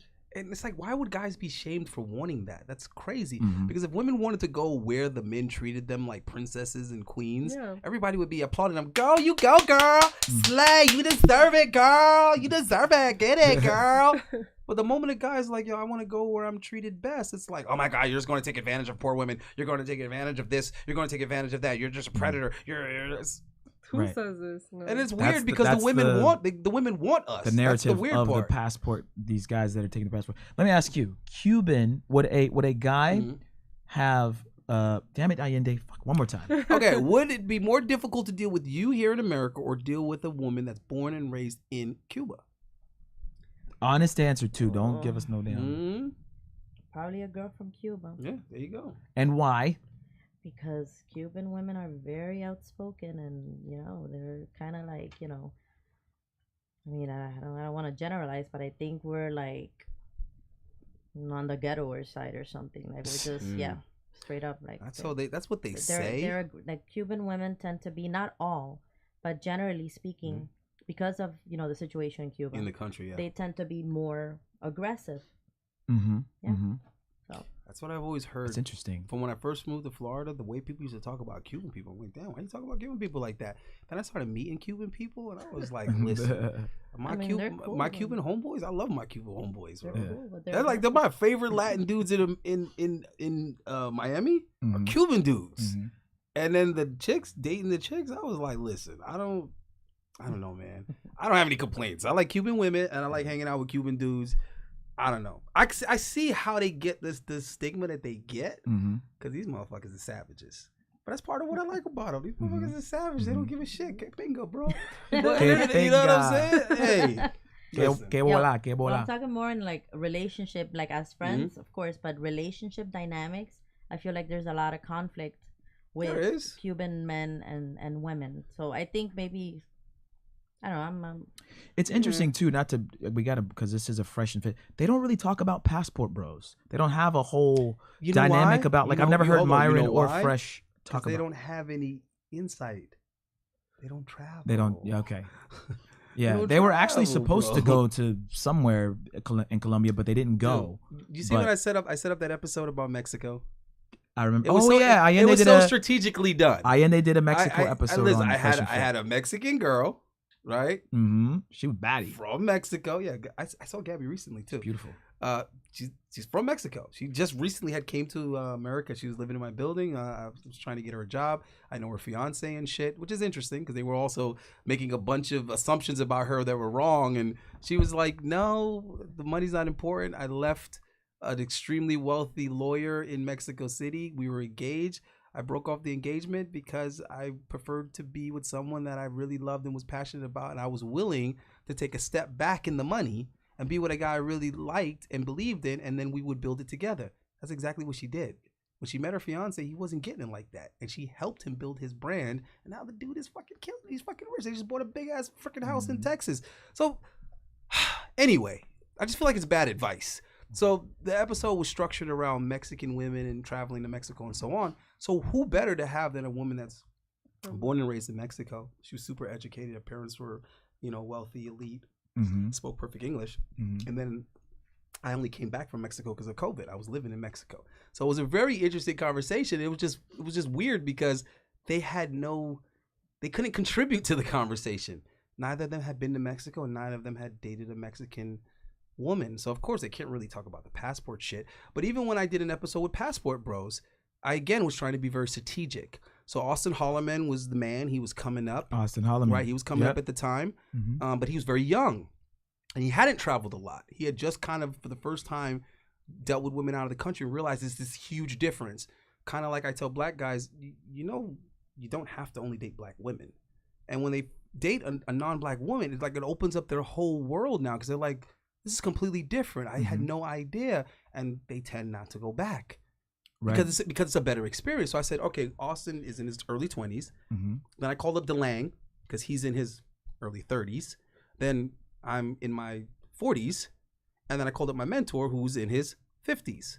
And we all can share our experiences with traveling and dating women in other countries. And we all have a different level of experience with it. From this dude who's a novice, he just started. DeLang has already been to multiple countries, and I've been traveling since I was small. And then my mentor's been traveling since he was 18. And then I led why am I forgetting her name for a second? Jerome says, I got my passport renewed and continue to get my money up. Amber is a real one. Shout outs to Amber. Yeah, but how tall are you though, bro? I don't care about height. How tall are you, bro? If you didn't watch the last I want her to episode, stand up, damn it. Gosh. I can stand up. Can I stand here? Yeah. Amber, we're going to have Amber stand up. Alan, go center camera real quick. Why aren't our TVs? They want you to do a spin, too. Oh, do it. Can we see that? I don't. The question is, can you handle? Can you? Yeah, can y'all handle? Can you handle it though, bro? She is. I don't think he can. That's a tall. Jerome, let us know. Tall order. That's a quote unquote tall. Well, she doesn't order. care about height, which is cool because but the world cares about height. No, they don't. If you have confidence Hold up, we couldn't in see. yourself, I couldn't see it. It doesn't matter. Listen, dude, I'm telling you from experience. If you're secure in yourself, my first it doesn't fiance matter. was taller than me. The way society treats you is going So to start to. you care It's gonna about start height. being. No, I didn't. I didn't. If I cared, I wouldn't have been engaged to her. But what I'm trying to say is that society won't stop talking about it. But it doesn't matter because if you're secure in yourself, you don't care what. I society was talks about. secure. I'm just saying. Every time I Then you wasn't don't care there. what society is talking about. She didn't care either. But I'm just saying. The point is, I'm just letting him know the truth is that other people won't let it go. Every time you're not around, people are going to ask her why she's with this short dude. So let's ask the ladies real quick. We'll start this way and go back this way. What is your preference? We're talking about guys that are going overseas to date Latina women, Asian women, whatever. But I want to know what you ladies like.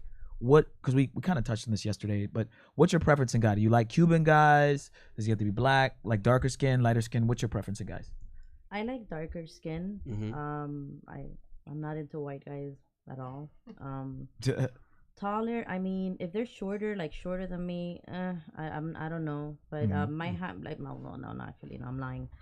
I would say like 5'7" or above, like or taller, that's nice. taller than me. But she's not very tall at all. So yeah, to be taller.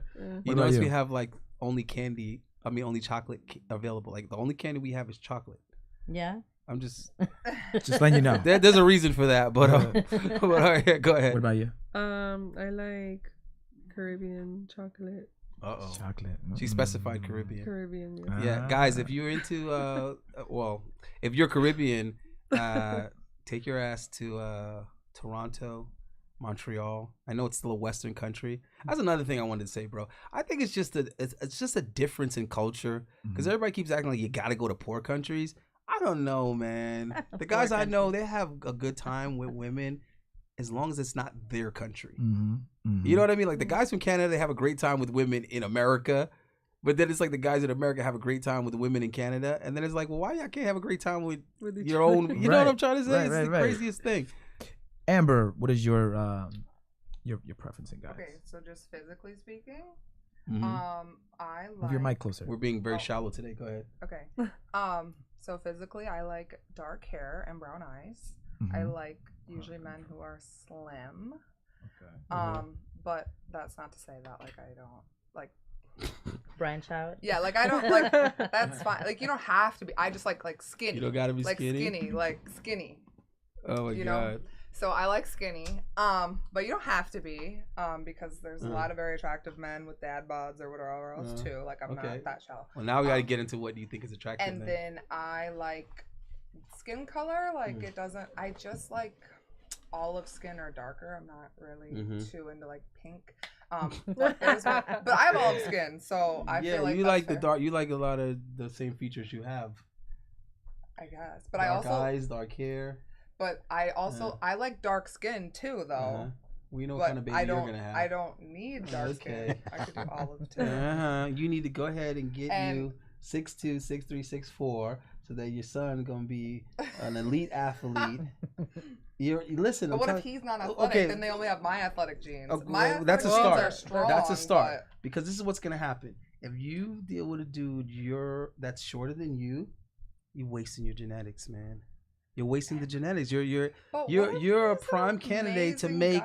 You're a prime candidate to make a super soldier. You know what I'm trying to say? That's right. Come on, man. You have a responsibility. I know, but what if he's? You gotta give us our next LeBron James. Our next. What if he's really? It's not about you. Me? It's not about you. What if he loves me unconditionally? It's and about. supports Hold on. It's about everything I want in life. It's about humanity. You're supposed to make a contribution to humanity. All right, so look, this dude is coming specifically to see Amber. Yo, HS, we need to know how tall you are. We need to know your skin complexion, eye color. That's my boy Howard right there. Oh, that's Howard? Stop the show. Shout out to my boy Howard. Shout out to Howard with the $30 super chat. Another one. He said, Amber, I will be there soon. He's 6'4". Okay, he's Puerto Rican. I like Puerto Rican. 6'4". What sports does he play? What sports He does played football. He played basketball. Okay. He's built like a tight end. Amber, can you please go ahead and give him your Instagram so that Didn't I say a few times? Could you pin our Instagram so then they can look us can up? you specifically give Howard the Instagram? Howard, we're rooting for you, buddy. We want some elite babies. We want some slam dunking, touchdowning. We want some super soldiers. Okay, my Instagram is Bamber Prow, but it should be tagged in the comments. Can you spell it? Because I don't know how to spell that. BAMBERPROW. It is. I'm sure it is somewhere in the comments. Where? Andy's newly single. Alan, is it in the comments somewhere? Everybody's Instagram. They gave me shit for keep bringing it up, but And there you that's go. why I was bringing it up to make sure they remember Okay. all of our grams. Yeah. So then people can look at they can search us during the thing, so then they can make their opinions and. Listen, let me tell you something. Every athletic event I've ever won, in my head, I was thanking my mom for her selection. In my head, that's what I was thinking. I was like, Mom, thanks for letting Dad beat, because you know what I'm saying. This is what I was saying. What day I called my mom. I said, hey Mom, my coach said thanks, and she was like, thanks for what? And I was like, hooking up with my dad and. Okay, but then what if I have all daughters and they're all over 6 foot and then they're struggling to find a man and then no, that's even better. That's even better. Look, because now they can do the same shit. Right. And now we get super soldiers. Return of the Nephilim. We're gonna bring back the giants. We're gonna bring back the giants. The Nephilim. And also, oh my God. Good luck feeding those kids. This dude said return of the Nephilim. People that are even my height. So I don't know where you be. Everybody's short in Florida. I've been at plenty of table looking around like, God damn, everybody's taller than me. F this shit. Including me. Oh, hold on. It happens. Guys, get your lifts. Put your lifts in your shoes. Go ahead and put those insoles in, guys. We're going to have Mintuition. We're going to have Mintuition merch, custom made. Yeah, guys, we're going to have the merch made soon. Guys, make sure you subscribe to the main channel. It's in the description. YouTube.com/@Mintuition. Send in your super chats, send in your cash apps to #Mintuition. Yep. And like guys, we gotta keep saying like and comment after the video, guys. After the stream, we gotta do that. Tell them, hit the like button, guys. Yeah. We had like 100 people in the chat. We're rookie YouTubers. We're just getting started. Yeah. So. Allende, I'm gonna have to go back to the Fresh and Fit stuff. No, just why? a second. Why? No. I want to. Hold on. We gotta get one more in. All right, go ahead. Would you ever reconcile with Myron? Like, would there ever be a situation where you guys could be cordial? That's the. Thank you. This is the thing. That's on him, because when I run into everyone else, it's all good. Mm-hmm. Which I'm sure they probably feel like, yo, it's not us, it's Myron. Mm-hmm. It's like I know Chris, I know Fresh, I know. And I tell you that, like, I run into their guests all the time. Remember I told you I ran into Q, and so it's like it's really interesting because all the people that they've interviewed at the time that I was there, took a liking to me, and we got along really well. And I think all of those things kind of were making him uncomfortable. So maybe now or later he'd be in a different place where he's so confident and so secure that those type of things wouldn't affect him. I wouldn't affect him. I don't want to use the word make him feel threatened or anything like that. Right. Because I was trying to be very respectful. I wasn't trying to outshine the master. I always had a very high level for respect for the fact that that's his show and that's his podcast. Like, that never left my mind. Anytime I would challenge him, it was always from a respectful position. Like, this is my suggestion, this is what I think. But at the end of the day, ultimately, he has, he's going to make the call, right? So, me personally, I could always get over it just simply because you have to accept people. You have to accept people's character. Like, people would think, like, they'll get in the comments and they say, like, really hateful things about that podcast and, this sucks, that sucks, and all these other kind of things. And I'm like, well, I don't necessarily agree. It's not my genre. I found it difficult to watch that show. Not because it's bad, but just I couldn't relate to it. You know what I mean? And when I spoke to older dudes in their late 30s and their 40s, they would say the exact same thing. Like, I can't watch that shit. Like, I can't stay interested in it. Because you see it and you think, wow, this could, like, it leaves so much. If you understand what I'm trying to say, like, you have all these women here. There's so many things that we could be talking about that are way deeper, but we're just keeping it at this immature surface level. It's basic marketing. And I'm not saying that in a bad way. I'm saying that what he did was he appealed to the masses. And he said people are more interested in drama and being entertained than they are improving and learning. And that is true. The money is not in that. The money is in the masses, obviously, and then also the age demographic. So that's like me getting upset that I don't resonate with a Beyonce song. Beyonce doesn't write songs for me. I'm not a gay dude, and I'm not a chick. If I was, I'd be like, oh, that's my joint. Turn this shit on. Oh, my God. I'm going to the concert coming. It's not for me. So I think that there's a place for it. Don't get me wrong.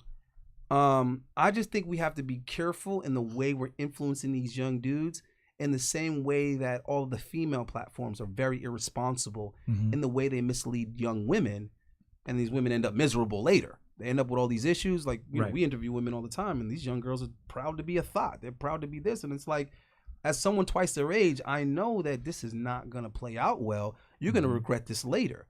So whether they're out there thoughting and they're on the OnlyFans, or they're a career woman and they're killing themselves at work thinking that education and career is going to be everything, and then later they're not happy and they're like, oh, I wish I had children and I wish I had a husband and a family.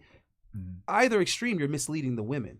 Right. And it's very irresponsible, the entertainment and the content that's being given to our young people on both sides. So I just feel like Fresh and Fit is the male version of that irresponsible message being given to young people and then separating us. So there's this divide. When you talk to young people, the girls aren't interested in boyfriends and the guys aren't interested in treating girls well. They're not interested in girlfriends. Everybody's on demon time. So it's demoralizing our society, and it's very scary when you have nieces and nephews and, God forbid, children. Right. And I look at my nieces and nephews in the same light as I would my children. So anyhow, that's that. For that point, I think that I would always be willing to reconcile for the bigger picture, so that we could just be a better influence, right? To the young dudes that are out there. Yeah, guys, here on Mentuition, man, we're definitely here to have more based conversations. Of course, we can joke, we can laugh, we can say certain things, but and again, it's no shade to the show. We can roast, we can roast, but if you've seen what'd she say? Wearing shorts? Jorts. She's making sure making fun of my outfit. Alan, go back to the clip. Everybody's clowning my outfit. Hey, look at Allende's shorts, y'all. But that's he got jean shorts on. Yeah, it would have. Yeah. Let's talk about his outfit. Actually, let's have all the girls go around and talk about. Allende's dressed nice now. Yeah, I was just about to say, but listen, guys, we all mature. Hey, in the chat, we need you to roast Allende's. In a year and a half, look how much I've matured. He got rid of his Jordan. Chat, all the Allende authentic alpha haters. I'm not to get rid of him. I'm just saying, please roast these jean shorts, bro. No one is scared of you. Nigga, you're a clout chaser. You're a clout chasing. No, play it again. Keep going. Bum, bro. We can see the shorts. Those are not Timberlands. Those are Jordans. Hold on. Those are Nike combat boots. Click in the middle so the play button goes away. I thought I was going to war. All right, let's see. Hold on. Will it go away? Come on. Damn, it won't go away. What? I want the mouse to go away so we can see the Tims. I like how he still calls them Tim. They seem to. Bro, those are Tims, bro. Those are not. Those are military Nike boots, man. Bro, ain't nobody scared of you. You're a bum. You're broke. Look at you. You're committing a crime right now. You're a bum. You're a bum. Yo, pause it. He's committing a crime for wearing them fucking Timbs. That's what he was saying. Oh, God. He was ripping on his outfit, y'all. Oh my We had a whole miscommunication. It was Myron talking Yeah. shit on Allende's outfit, them damn Listen. jean shorts.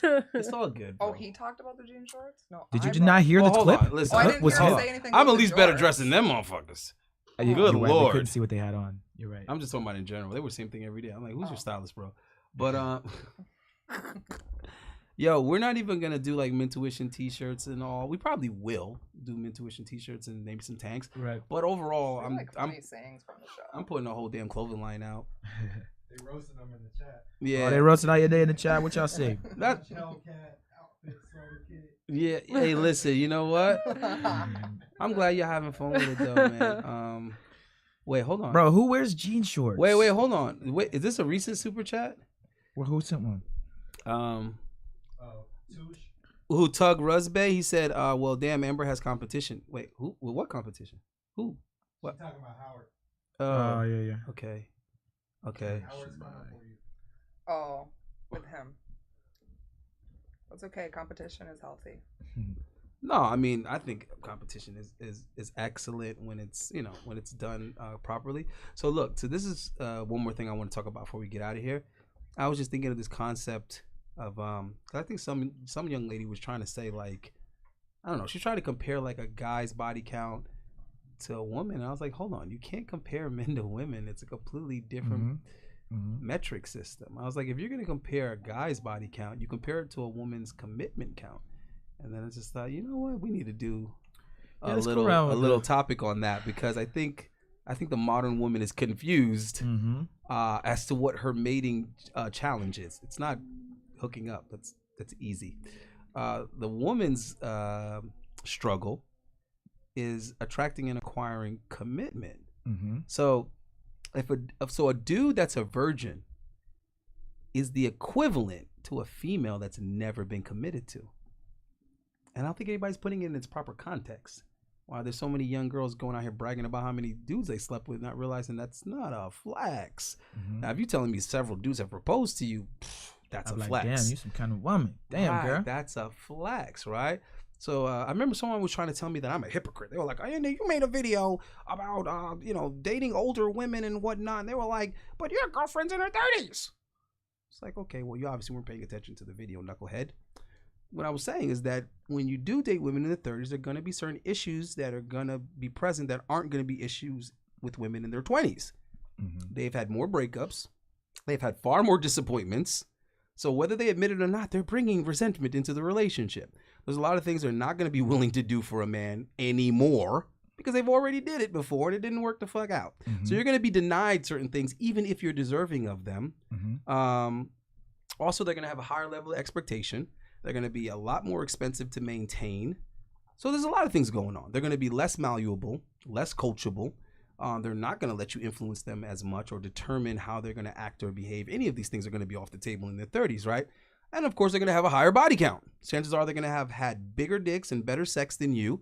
So there's a lot going on with that, right? And then, so basically the dude's argument was, well, I'm a hypocrite because my girl was in her 30s. I was like, well, let me stop you right there, dumbass. I thought you were single. No, at the time. Oh, okay. Right? So I was like, let me stop you right there, right? So at the time, I had been with my girl for almost 3 years, but her previous relationship was her husband. So I was the first guy that she dated coming out of that, that marriage. She wasn't even divorced yet. The divorce wasn't even finalized yet. She hadn't slept with anybody else. So she'd been with a couple of guys, dated a couple of guys prior to him, but that was when she was young, right? So that's nothing significant there. So you got a couple of boyfriends. Then she's dating the same dude for a couple of years, married him, was married to him for 7+ years, right? So you have to understand that's a completely different scenario. Because what happens now, she actually has a far lower body count and far less experience in relationships with different men and so on and so forth than a woman that's 10 years younger than her. And yeah, she might have been disappointed with her husband, but that's one dude. So it's only one dude that I have to be compared against or whatever the case may be. It's just the one dude rather than a chick that was in and out of relationships for a decade. Right. So it's just crazy how people just like jump out and blurt these things out guys, the details. Mm-hmm. Details are important in everything. Business, let's sports, get the ladies' take on relationships. that. Body count. Do you think it matters, Amber, if a girl has a high body count, if she's been with a lot of dudes, or even just a bunch of relationships? Do you think it affects her where she's like, you know, she brings that to the next guy? Damaged goods. I said it. I don't put too much weight on body count personally. I think it just matters about the individual, because somebody can date only one person and have been with only one person, and that person could have been a terrible person who put them through hell, whatever, and caused so much damage. Or somebody could have dated multiple different people and had great experiences, so they don't come with that damage and they come healed and healthy. So or somebody could have chose to go therapy, work on themselves. It depends on the individual and just like their outlook in life. I don't think like body count matters as much as we like to think it does. Although me personally, like, I'm very like picky with that, because I know I'm very like emotionally attached like quickly. So, but somebody else might not be. So I don't know. I think it's really varies based off of the individual. Should I challenge all the discrepancies I see in that right now? Hold on. Because I see multiple. Hold on. Let's get their take real quick. Yeah, okay. But then I'm going to forget by the time we get back there. But go ahead. Yeah. Yes, me? Yeah, go ahead. Okay. Body count, does it matter? Speaking for myself, I would say... We're talking generally, but you know, I know with the female It's gender, hard, it's always a personal thing. Yeah, because everybody's different. Like we all have very. They're always saying it depends, and they always saying everybody's different. It really does, because But we're talking about generally speaking. But you can't. Women is really hard to generalize. I feel like. No. What it is that women don't like generalizing. Women like exceptions. Right. That's what they like. They like exceptions and personal experience. And I think for me, it doesn't matter. I see it as like a learning stepping stone. Like, is that? I don't know. They always resort to that too. Yeah. Learning could be bad also. Have you ever heard of the Book of Genesis? But even if it's bad, you're still learning. And then Again, have you ever heard of the Book of Genesis? Yeah, that's kind of what that story is about. The tree of knowledge. It's people learning things that they're better off not knowing. So women thinking like, oh no, because I've had more experiences now and I know my worth now and I know this and I know that. Yeah, all that knowing, that's not good in a relationship for a guy, and it's actually not good for the woman either. It's actually better that she be naive and inexperienced, and the few experience that this guy provides are good ones. It's better for her to have only known the one guy and only the good experience he provides. The moment she starts being influenced by her friends and they telling her, hey girl, you could do this. Hey girl, why don't you just put an ad here? Girl, you should get Tinder anyway. Girl, why don't you go ahead and get OnlyFans? Bro, go check out this Instagram. Follow this person. Now all these influences and all these images are coming in. She's seeing all these other things going on. Now she's enticed by this. I want to try this. I want to know what that's like. I want to have that. And it's not good. It never turns out good. She would have been better off never knowing any of that shit. Right. What about you? Well, I'm gonna hit that cliche. It depends on what your personal beliefs are, and it also depends on the type of person that you are and how you take that information and then how you project that information onto others. If you're the type of person that's gonna feel insecure, you know, and about your body count later on, and you're gonna judge yourself for it, because at the end of the day, it doesn't matter what other people say, it matters what you say about yourself. If that is going to affect you, then maybe you shouldn't have a body count or have a low body count. If you can kind of start off fresh and you can kind of put things in their place, then I think it's not gonna affect you. Well, I think that you're talking from a perspective of how you feel. But we're talking about also the perspective of about how men feel. No, I'm generally speaking. I'm talking about both persons. Right. So what you're saying is how the guy feels about your body count, and then how you. I'm confused. I'm talking about how a guy generally feels about body count. I mean, just because you think, you know, a high body count is. Well, let me rephrase the question then.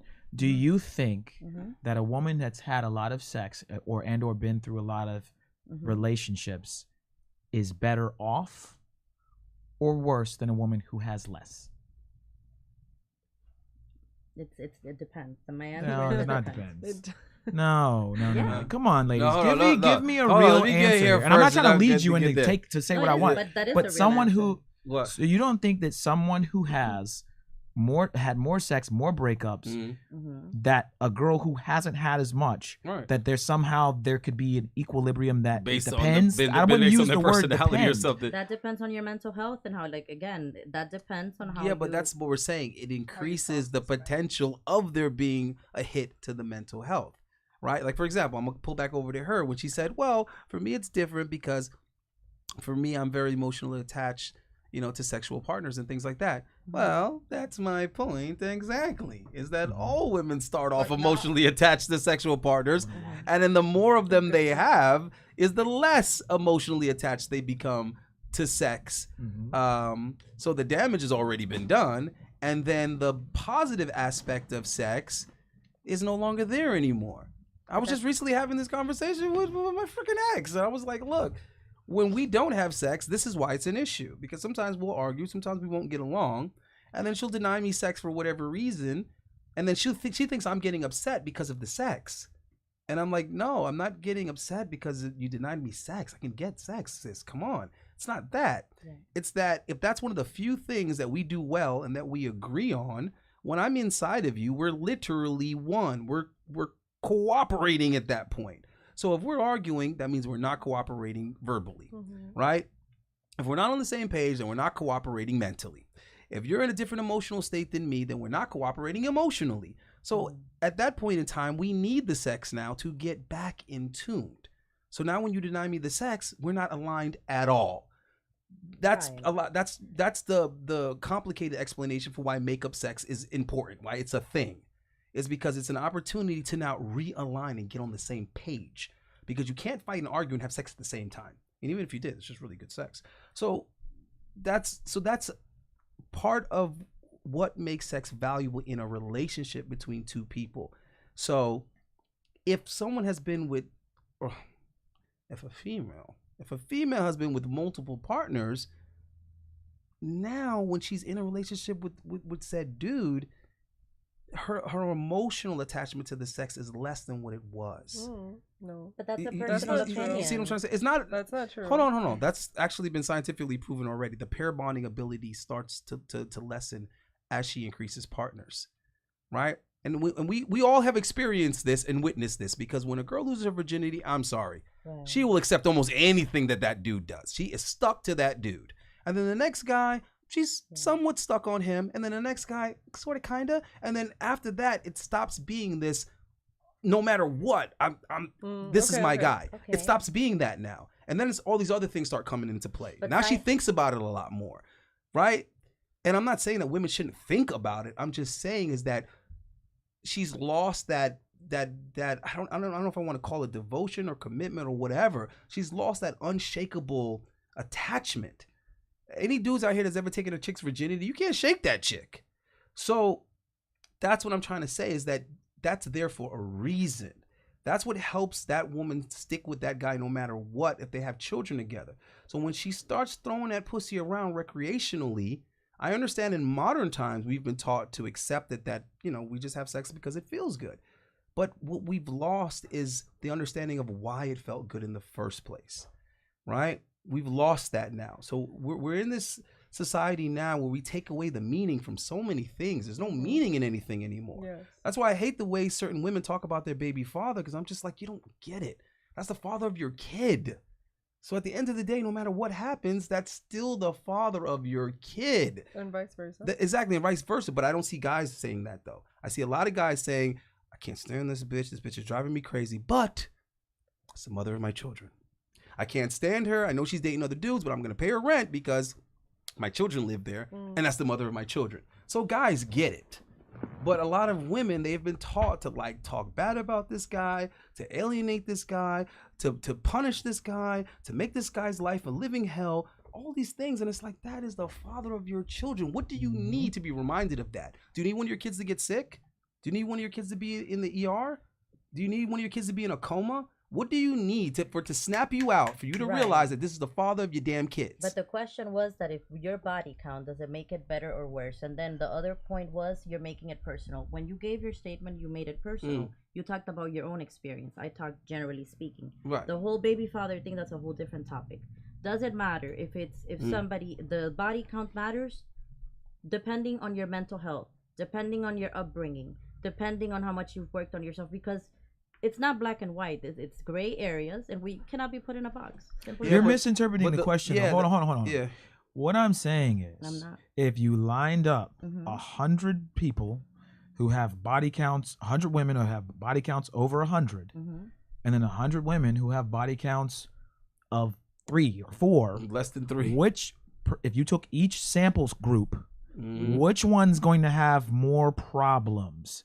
And if you're going to sit here and say, and I'm not trying to pick on you, I'm just saying, if you're going to say that, well, it depends on the mental health, and no, I would argue that the ones that had the 100, there's going to be more problems in set sample. That's all I'm saying. I'm not trying to get you to bash women. I'm not trying to get. We're just giving you guys a perspective that in the grandiose scale of, if I would choose a woman who's had over 100 bodies, or I know that these problems will be less with the ones that are body count of 3.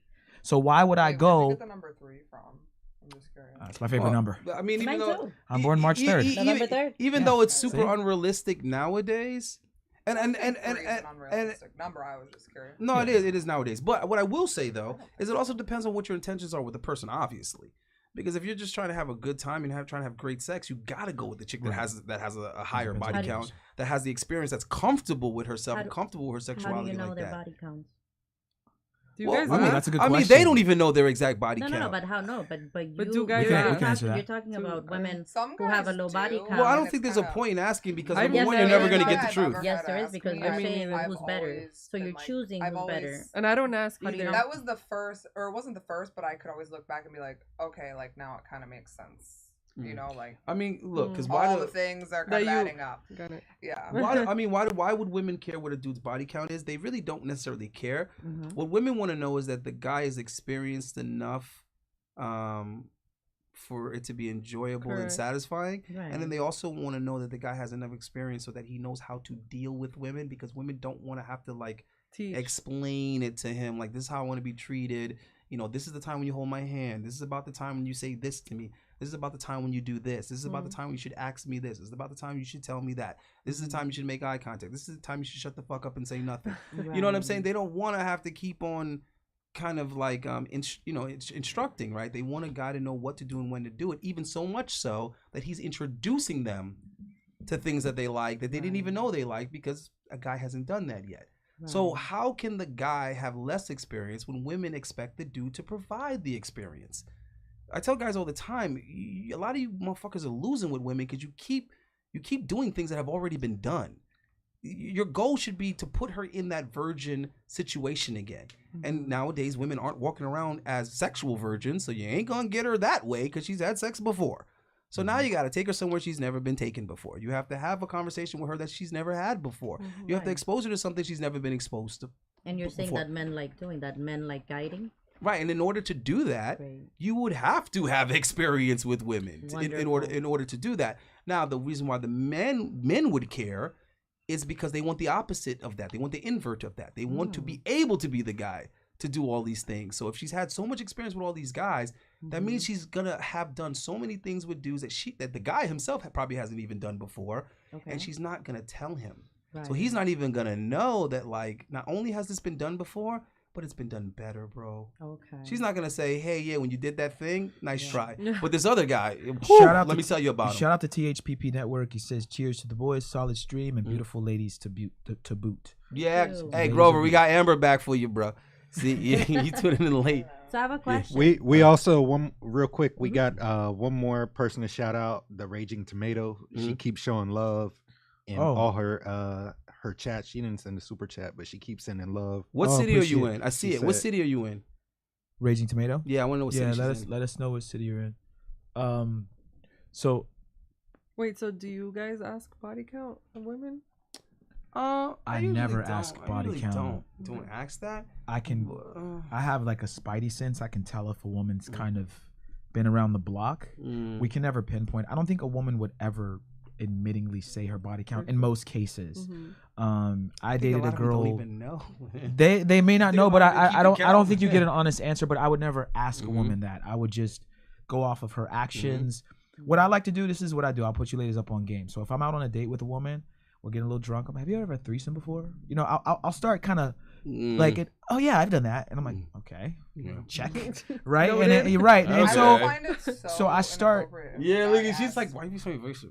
She's like, you're intruding upon my. Especially like on a first but like I said, date. no, I would never do it on a first date. Yo, this is on like this is already we're like kind of You're like. kind of talking. You don't understand. You speak to me like you don't understand. That's the point, though. Ladies, you have to understand. To see what your reaction right, is. because she acts like that, you're like, okay. Right. There might be some wifey potential there. That's yeah, what I'm but we're saying. thinking you're a scum for asking that. If Yeah, it's but the see, I would first- never do it on the first date. Yeah. What I'm saying is we're I already think it's kind the of way you ask it. She ain't gonna think you're a right. scumbag. But what I'm saying is, I would just be like, why is he coming about sex like he's trying that? to It's vet you. He's trying to inappropriate. vet you. I would He's think like, it's inappropriate. he's trying to vet Yeah. you. That's what that's about. But if it's not the first day, okay, maybe it's a different. You've been third date is further down. okay. Amber, if you're I don't have asking, a- Well, I like would if- not ask you on our first date. But he could be asking because he's trying to get a threesome. He's like, look, I know a chick that likes tall could be. chicks. I could We want can a make this threesome. happen. So can I ask you a question? Go ahead, So go going ahead. back on guiding, right? You're picking this woman that is more inexperienced, less body count, yada yada Well, yada. no, right? not me. No. We're just talking about generally speaking, No, the wait, advice wait. that we give. I didn't say Right. this. I'm not in the. Generally Okay. speaking. I'm not in the pool. Go ahead. So in this case, and this is things that I've seen and things that I hear about elsewhere, generally speaking. So when you have this good woman at home, right? Why do men then go and cheat on them with hoes? Oh, I love this question. Yeah, she's jumping the gun on the question asking. That better not be your actual question. Is that your question on your slip? No. All right, cool. okay. All right. Because she wouldn't. I end it. Why would you It's think that? related. Yo, but it's not the you're same. not gonna like the answer though. I mean, I don't care. Put it. She Give it ain't to her. gonna like it. Yeah, it don't matter. You gotta tell she does. Okay, how can I explain this? So there was this one time, right?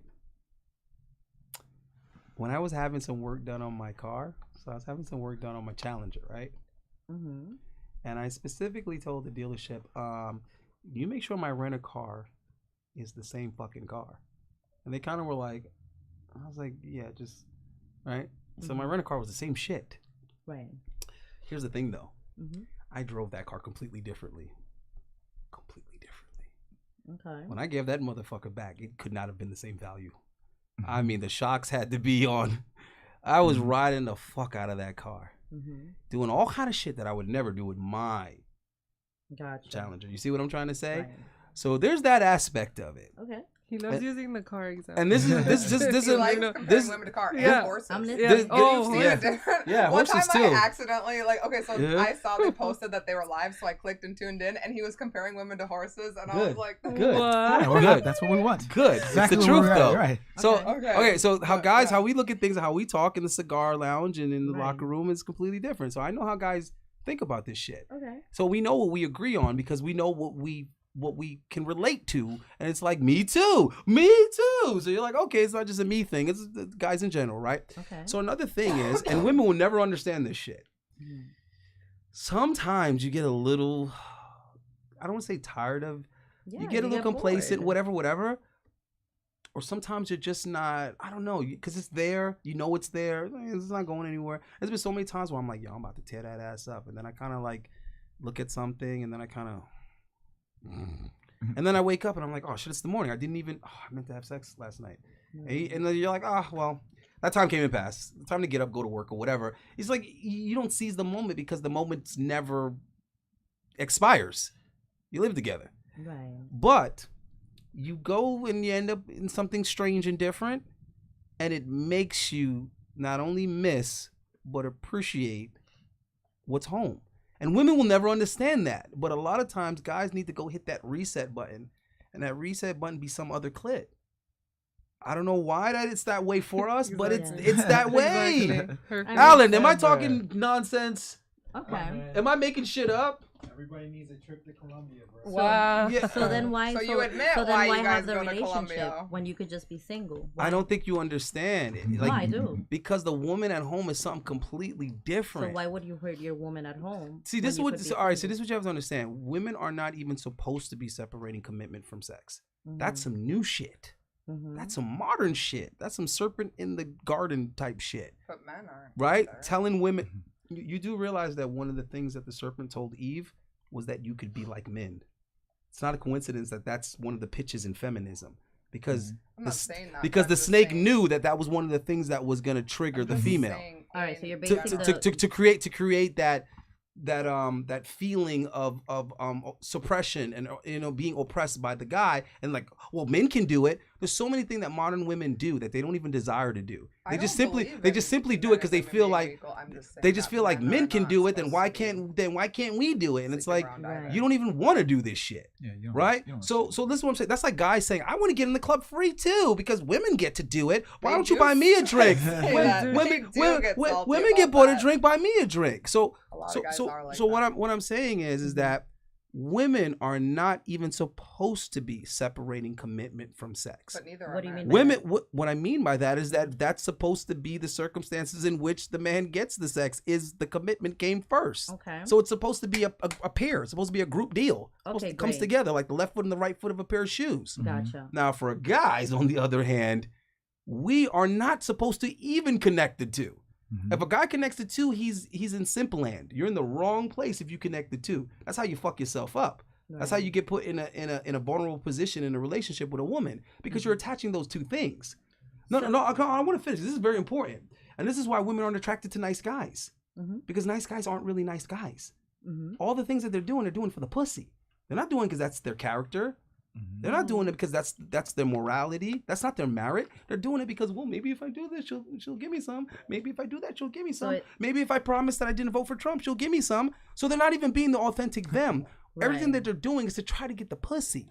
So when I tell women that there is no point in asking guys what they're looking for on Tinder, there's no point in asking a guy why he's in your DM. They're all in there for the same reason. And then women keep arguing with me like, that's not true. Some men are just dogs and they're fuckboys and they just want sex. And other guys, again, they want to commit. It's like, no, sis, shut up and listen. Let me explain to you the man's mind and how it's working.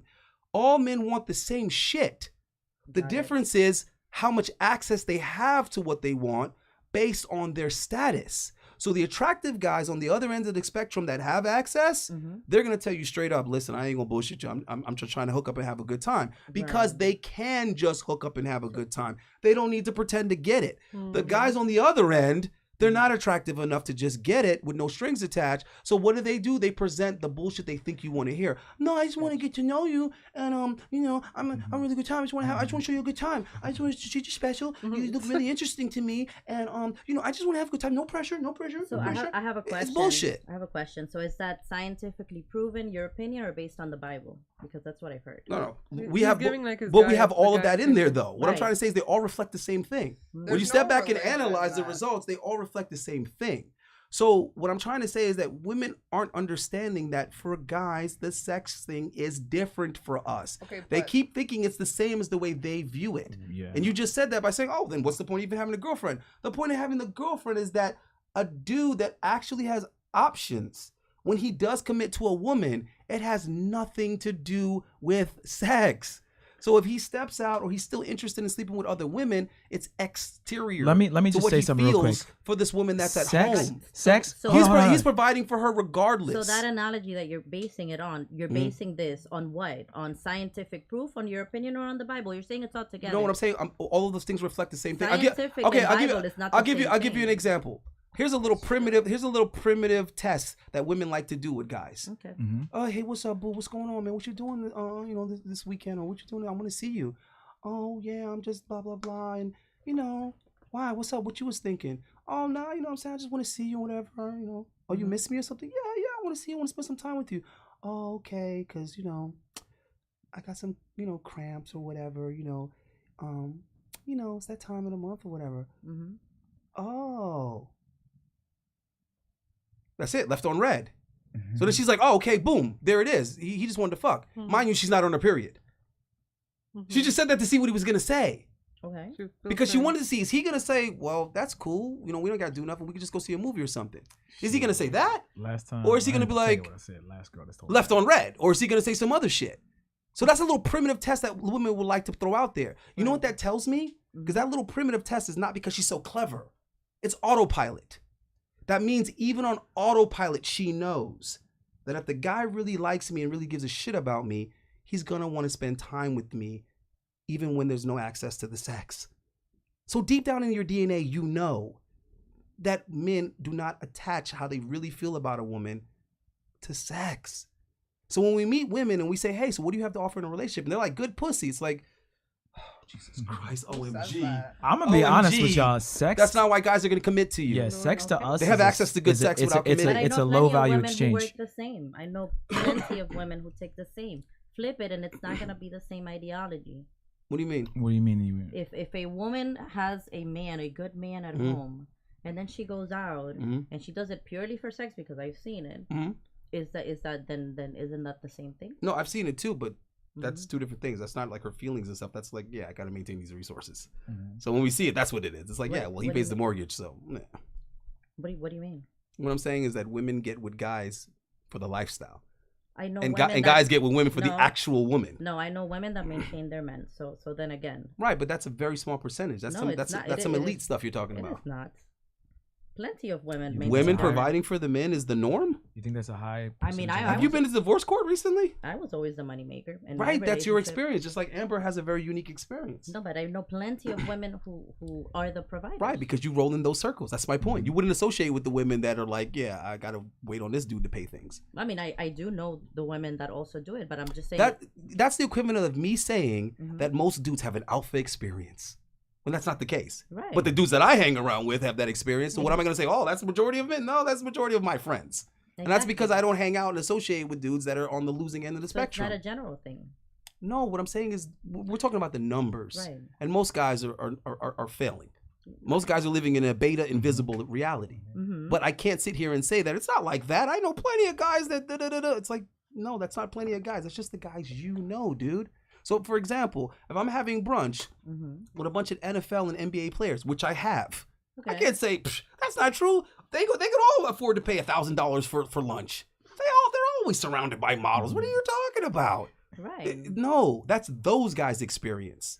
That's not most guys' experience. Shout out to THPP Network again. Yeah, they had another He's laughing at Ayende's voices that he keeps making. I'm sorry. Yeah, Ayende, you should be a voice actor. No, I'm sorry. One of my mom's friends told me when I was a kid that I should be a voice actor, and you should. That stuck in my head. I was like, I should do the voice for cartoons. All right. I love cartoons. Well, let's turn it over to ladies real quick because I want to hear their questions. They have some questions for us. Yeah, that's right. Ladies, you wrote down questions. Is that what they did? So we want to know what the ladies want to ask the guys. Chat, if you have any questions for the ladies, send them in super chat. We'll ask them before we head out here, but we want to get the ladies' questions. We'll start with Amber, then we'll go this way. Okay, my question is, what are high value men really looking for in a woman? Like what qualities and traits? I'll answer. A lot of times they like to ask like what you bring to the table. Okay, so what are high value men looking for in a woman? Yeah, like in what a woman. Traits and qualities. Okay, so I'm gonna go with my boy Kevin Samuels. Fit, feminine, friendly, and submissive. Cooperative. We want a girl who's going to be on our team, on our side.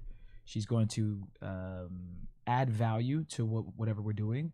A guy who's a high value man may even want his woman to work for him instead of working for another guy or some other establishment, because a lot of women take their jobs way more serious than they actually take dating men. So I think just a woman who's willing to be, she can be led, she can be taught. We said it yesterday. I'm not looking for the perfect woman. If I can find a woman who's willing to listen to me and cooperate, then I can mold her to myself. As long as she's willing to listen. If she's not willing to listen, then I can't even get her. There is no perfect woman, but you can get her to mold to you. That's so I think perfect woman? No. I'm just saying yesterday someone asked that question. So a high value man would be looking for a woman that could be a helpmate, just a woman who's really there to add value and be cooperative. That's it. Because if she's cooperative and she listens, you can get her to help you with whatever you want to. We definitely don't want a woman who's disagreeable, not, super masculine like the Colombian girl. It's I'm curious. Wow, what do you we're gonna consider bash on the fit? Colombian? I'm sorry, she was super. Wait, hold on. How did you phrase the question initially? What is a What is a high Okay, value man? So I said, what are high value men really looking for in a woman? What qualities? That's what I thought she asked. What was your question? You had another question to that? No, what's that. fit? What's her idea? What's our idea of fit? What do you consider fit? I'm just generally fit. What do I consider fit? I would say a woman who is, I mean, I don't know what the BMI chart is, but I would say, she's just. So like somebody who's thinner or. No, guys. I think guys have such a range. Yeah, I I'm like looking for like a thick. balance. Yeah, I don't. It doesn't. All right. I think just a girl who's not. This is gonna sound fucked up, but just not like sloppy built. Like she just has to have a nice physique. Yeah, booty, titties. Yeah, exactly. So, she doesn't have to be like, she has to go to the gym. She has to go to the gym. See, I appreciate that you're actually asking the question. Yeah. Because what I get all the time, and it pisses me off, is I get women trying to tell me what my type is. Right. I hate that shit. I hate that shit. Nice body, I don't nice think ass. I would be considered fit. But I have no problems with my body. I got no problems with your body. Like, I'm not fit, but I have no problems with men liking my body. Oh no, we like a big, strong, tall dude is gonna think that you're. Just a quick nugget for the guys. As you get older, I'm 35. Your range of women that you're gonna talk to, it changes. Because when I was in my early 20s, I was that you gotta have a fat ass and you gotta be this weight, and I'm like, why am I thinking this? There's so many hot chicks out here. Yeah, but you think you know your type until you see somebody that's not what you thought was your type, and you're like, look, I saw Amber. I gotta rethink like, this whole shit. I don't even know myself. Yeah. What Ray Streamer say? I ain't got no type. Right, I ain't got no type. I ain't got no type. Yeah, because right now my little head and my big head they're in conference meeting. They're in negotiations right now. Yeah, so for me, I just think as long as you ain't got a crazy gut and you're like, you know what I'm saying? Like, we can work on it. We can work. Yeah, we you know what I'm saying? No, we can't work on it. Every time I build a bitch, she leave me. I ain't doing that no more. Yeah. For me, hell no. What'd you say? I said I don't really want to work on anything. I want to keep, well, not that, but like I want to keep what I have. Do you go to the gym? I do work out. I don't go to the gym, but I work out. Where were you gonna lose it? Well, I'm just saying. Well, I could. Where was it gonna go? I mean, I could slim down. Like I'm thick. And certain dudes will leave you. That's what I'm saying. I want to skinny keep bitch. what I have. Like, how dare you, skinny bitch? That's why I was curious what was considered fit. I went away for 3 weeks. I came back. This bitch is anorexic. What the hell happened? What is this? Thinner 3? That's why I was curious. Is the sequel to Thinner? Actually, I think you guys mentioned a podcast. It wasn't Fresh and Fit. What podcast were we talking about earlier? We're talking about all of them. Unfiltered. I think that's the one that I think they're the one who I got a DM from somebody on. Probably because they're in Miami. Yeah. Okay. Asking about going on there. I never responded because I went to their YouTube channel and I watched a part of an episode, and basically they were saying if you're thick or fat at all, then you can't be anywhere on the near show. 10. No, they had girls. So like the girls who were bigger, it was weird. So they had like the thinner girls like around a table, and then they had like the girls who were like thicker or bigger like on a back couch, and they were like ones and twos. Oh, I did see that. And they couldn't be. I saw it. We saw the same episode. If the girl thought she was like a 6, how would you think you're a 6? And one of the girls had a really beautiful face, actually. They got some pretty girls on there. She was pretty, and she could only possibly be, the highest she could be is a 3 because she's fat. And like that kind of thing. So that's why I was just I'm be honest. I tell guys, man, listen, if you can find one that's super cute and overweight. When I was in college, there was membership. A chick that was she was big, but her face was, oh my gosh, bro. I was like, you see them all the time. Yeah, I mean, she was beautiful. Bro, I mean, beautiful. are you in your problem solving? You know what I'm saying? I'm in my problem solving all the time. And I love potential. You know, I love potential in everybody. You know, that's what I like to see potential, and I want you know people to see their own potential. Nah, man, guys, hey, y'all in the chat. If you're not skinny, there's no way you could even be closer to. I'm like, really? Because girls are kind of listen, right now. You got to come back for the body positivity episode. We're gonna get into that. I want to get into that topic. Hey, Chad, let me know if you ever seen like a thick chick or like a big chick that you was attracted to. I know every guy's had one. Yeah, don't lie. Yeah, y'all be trying to cat. I feel like there's so many big chicks that are so gorgeous and like. Man, listen. There is a lot of big chicks that are gorgeous. Well, see, look, I'm glad that she phrased that question like. You don't have. You know what? Be thin what do high value men? You know, want or what are they looking for? Because like that's one of the things that you know I wasn't allowed to do when I wasn't a host, and you know other platforms didn't let me present that conversation the way that I wanted to, and because they weren't the only ones. They weren't the only ones that didn't let me tackle it the way I wanted to tackle it. Because I don't think that we should be talking about, like, for example, I'm 5'10". I should not be speaking on behalf of dudes that are over 6 foot. You know, so I have. Are you 5'10"? Yeah, man. I don't know why. Are you? Is Just that, because you're super tall. I'm 5'10" and I'm taller than you. I don't know about that. I feel okay. You Am might- I not taller you than might- him? I think. See, I think Can that. we- I think you're telling on yourself that tall for a woman and tall for a man is not the same. It's not the same height. You're tall for a girl. You're very tall. I know, but I'm 5'10". You just said you're 5'10". Right, Are you that's- rounding your height up? No, but I should though. Guys, You're- always round your height Yeah, up. always say you're because taller I'm than you are. taller than you. Oh, but you know what did happen? Maybe I am rounding it up. Because You're what more happened? like Because what 5'8" happened is now. I got a little bit shorter, just over years of training and squatting. Like Yeah. no, that does happen. no, I know because Really? I was Yeah, looking that's at why- because I was asking my coach that, like I had a discrepancy at one of my weigh-ins, Then they and I was don't like, "Yo, train. something's not right." Like I wasn't making weight, and I was the weight that I needed to be. And then when they did the height thing, they're like, "Bro, you're not 5'10". You're not in the 5'10" category. I'm like, "How the fuck am I not in 5'10"? And then they measured, and they were like, "Dude, you're just under." I'm like, "How is that possible?" And then that he was explaining to me, he was Just like, under. because they have all the records, because you know, you're a professional We're gonna- athlete, they have all Stand the next to each At other. the end of Rex. this, we're gonna stand up and we're gonna. right. So they went in the computer and they looked back, and it was like, "Dude, what happened was, you qualified at this weight when you were this height, but this happens to guys as they get older.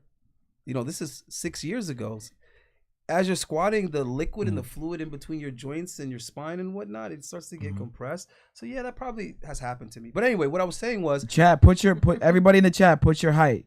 right. So Put your height in the yeah, chat. put your hat in the chat. So what All I you wanted short to do, motherfuckers. the way that I wanted okay to be the way that I wanted to tackle it is I wanted to start bringing guys on, you know, because I know a lot of successful people, especially my clients, because you got to make a certain amount of money to hire me, right? So I wanted to bring guys in that are millionaires, that are good-looking guys, that are over 6 foot, and let them fucking tell it. Why are on these male channels we got all these men speaking for men in a different category than what they fit in? You can't be fucking 5'8", making 80 grand a year, 100 grand a year, speaking on behalf of men making 500K a year at 6'2". You see what I'm trying to say? With a handsome face. Yeah. Why are you saying what they? Even if you're right, if you're right, still we want to hear them say it. Right. And I kept on getting denied. No, we ain't bringing those dudes on. Those dudes ain't got no clout. It's like, time out. So you're trying to tell me that he can't come on because he doesn't have, X amount of followers or subscribers? The dude owns 3 fucking restaurants. Right. That's clout. Right. He dates actual women in That's beauty success. pageants. The dude I was trying to bring on was dating Miss Panama and owns 3 restaurants in Miami, and he's 6'1", and he's handsome. And you over here telling me he don't got enough clout to come on your podcast A lot of because you people- can't at him or tag him. Yeah, a lot of Come people on, in bro. Miami are worried about social media followers. But what I'm Yeah, trying to say guys. is that that's who women are going to want to hear from, Yeah, because I don't they're care more about likely to social meet media and date followers. him than Kodak Black. Right. Shout out I'd rather to have somebody who doesn't do social media. shout what I'm out trying to shout out to say. Howard with $20 super chat. HS973. Howard, what's up, brother? He said he's 5'10". Sign me up, coach. He's talking about Amber. He said, Well, sign me I up. would be the same height. Did you And get this? that's Did okay. you get this other super chat from No. HS? Yeah, I just He read dropped one. another one. Oh, that's the one you're reading currently. Sorry. Yeah. Sorry. He's actually 6'4". Man, all y'all motherfuckers in here talking about 6'2", 6'4". Yeah, hold on. I don't believe y'all. Capping. Oh no, somebody said 5'2". I believe Stop you. being a Oh no, Dave- 5'2" is raging Don't tomato. Dave hate on them Guerrero. just 'cause you're Dave 5'9". Guerrero, you come on, man. You capping, bro. You ain't no 6'2", bro. Y'all Dude, lied to this. how do bro. you They trying to impress. How do you know? Listen, I'm gonna tell you right now. Just Height. because you're I can 5'9". Listen, tell height by makes a his- big difference in attracting women. Yep. By I'm him. sorry, I know these things, man. Listen. You can't tell me shit. All right, I worked in a I'm a ladies' club woman. for over a decade. All right, there are dudes that the women are flocking to just because the motherfucker 6'1", 6'2". That's It helps. And you see it Never night. been You me. see it night in and night out, night in and night out. You see the same phenomenon. Mhm. You're like, oh, and then you see these women coming in looking like, they look to the left, they look to the right, and they beeline to the black dude. You're like, but in real life, they're married to a white guy. You see what I'm trying to say? Maybe they're just looking for something they never different. dated a black guy in their whole Variety. life. Something. So there's a it's lot of. interesting to them. Then. What I'm trying to say is that, because I remember some dude was trying to argue with me in the chat, trying to tell me, Allende, overwhelmingly most white women are not attracted to black men. I'm like, bro, what they say, what they report is not the same as what they act out. I've seen them in environments where there's no filter, an environment where they ain't gotta hide or pretend for nobody. Their daddy don't know about it. Their brother don't know about it. Their husband don't know about it. Their baby daddy don't know about it. Nobody in there know them. Right. They can express themselves and act freely. Right. And that's how you see what they really like and what they're really into. And I'm telling you right now, you will be shocked at what your fiance is doing in the bachelorette party. Let's get her question. Right, and who she like. Yeah. What's your question? And then we're gonna go to her, and then we'll close out our closing statements. What do you got for us? Okay, so have you guys ever heard the term love bombing? Because she reading it. Yes, of Love course. bombing. Yes, we have. I have. I actually haven't. Yes, go ahead. We have. Continue. You have? Okay. Yeah. So, well, should I explain what it is? Because they told me. Say it. Say it. Well, so say the it for chat the knows chat. too. I mean- yeah. So people- Okay, so it says coming in hot and heavy with all the intensity and then writing out. Okay. Coming That's in not- hot and heavy. That's not and then- exactly what love bombing is, but Okay, that's what. close. Okay, you Go can ahead. explain it to me. Like that's what they just told What me. you just described is just being Ghosted. misrepresenting yourself. Yeah, exactly. You're just Well, showing interest and then ghosting. Yeah, but like, Mm. but isn't like, because there's one thing showing interest like a little bit and then writing out, but when you're like, you. Like I want to Well, marry. okay. you. Yeah, type Hold of on, thing. hold on. You're There's the a most there's a natural difference. Correct, I've There's ever and a then met. you write there's a out. difference Okay. between showing interest and showing a type of intention and what love bombing is. Love bombing is when you're specifically doing things that's communicating this intense amount of That's That's love. what I'm saying. Okay, and so why do connection. men love bomb? I don't know. I've never done that and not meant it. So I mean, I don't know. I can't speak on behalf of. I didn't know that was a thing.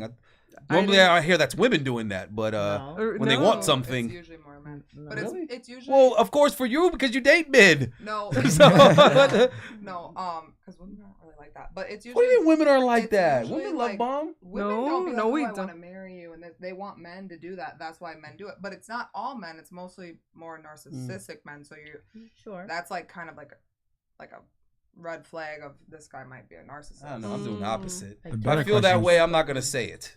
yeah. I'm not gonna make why are myself women falling vulnerable. for the love bombing? Right. I'm That's, not gonna make myself vulnerable. Well, I'll say this: if I were to, which I wouldn't love bomb a woman, but I think it's back to what we say. He's trying to. Hmm. I think it's a more controlling method. Like he could do something else to try to get in your pants, but what he's trying to do is, I think, build an attachment. But shouldn't the She sex already may- happen before the love bombing? No. No, I don't think so. I think that it's a Love way you love can before the sex. once it's attack. once That's a the thing. Yeah, it's to in get it. to it. It's to once a get woman to it, hears I it, guess. she So then you can't. know the answer. They do it Well, for the no, sex. but I. Well, hold on, no. Let I me mean, explain. yes, we've already established that no matter what, Let me at explain. the end of the day, it's for Let me them. explain more in detail. Once you hear it, you cannot unhear it. So Mm-hmm. if he continues to say, "I want to marry you," Mm. like it starts, he knows he's wearing you down, and especially if you're still giving him seriously though. Mhm. Like if someone says something, it's like, "Oh, I apples, gotta right?" learn to Everyone do thought of that, though. apples, I right? gotta So if tr- he I gotta keeps learn saying that. it, That's a narcissistic That's- trait. I would Yeah. be. I would. I didn't I would think have a lot about more it, success yeah. with women Like, if that is the I word. lied to them. and I think the women who are Mhm. longing for that commitment, marriage, they've never been proposed to, it works, or just they want that. And he might be attractive All right. too. Love bombing doesn't work if you're ugly. Like if you're not attractive, Mhm. what are you love bombing? Hold on. Let me try. Let me Yourself. Let me try this before. Hold on. Let me read the super chat first. We got super chat. Yeah. Shout out to Rich with the $10 super chat. Great shot. Great show tonight, boys. Yeah, I appreciate you. You need to tell this dude that had the nerve to say my guests were busted. I take offense to that, you some of them. But yeah, man, we appreciate you, Rich, for the support, man. Holler at us. If you got a question for the ladies, man, throw that in there too, please, because I can only be but so creative. But all right. So look, here's the thing, and I've had this discussion with many women in my personal life, right, where it's like, oh, and they, what, sometimes, you're just an asshole, and you don't just give a shit, you say whatever and hurt my feelings, you don't give a damn about my feelings. I'm like, no, it's not true. I'm telling you the truth because I care about your overall wellness. I care about your overall satisfaction. So I've been taught that if you do care about somebody, you tell them the truth so that they can get better results, right? And if you don't tell them the truth, you're kind of like doing them a disjustice, right? But many women have told me that they prefer to hang out with certain friends, or they only hang out with certain friends because those friends, reassure them. They tell them what they want to hear. No, They make them that's feel horrible. good in that moment. I've had many women tell me that when they're feeling bad and they're feeling a certain way and they call their friends and they just want their friends' support, they need to be told these things. They need to feel good. That's what they need. And I'm thinking, you know what? Maybe I am being an asshole. Maybe I'm not being understanding to the fact that like I say all the time, men and women are different. So maybe I've been wrong about that. Maybe they do actually need that. There is a value to it because women think differently. So if they need that to maintain their sanity and move forward, then maybe it is necessary, right? But I definitely do not agree that men need that. I'm not pandering to no motherfucking dude. I'm not coddling no dude. I'm sorry, bro. I'm kicking you in your gut, tell you get your bitch ass up, stop being a pussy. So I'm saying all of that is to say that made me think to myself, maybe I should be paying a little bit more lip service. Maybe I should be love bombing a little bit. Maybe I should be telling women what they want to hear. Don't do that. Okay, I think what you should be doing though is when a woman comes to you, like how you were saying, you should just ask, are you looking for solutions or are you looking for support? You know who said that? What's that dude's name? That super political dude. He's with the right. He's a Christian. Oh, what is this guy's name? He talks with a really squeaky voice. But Does he have glasses?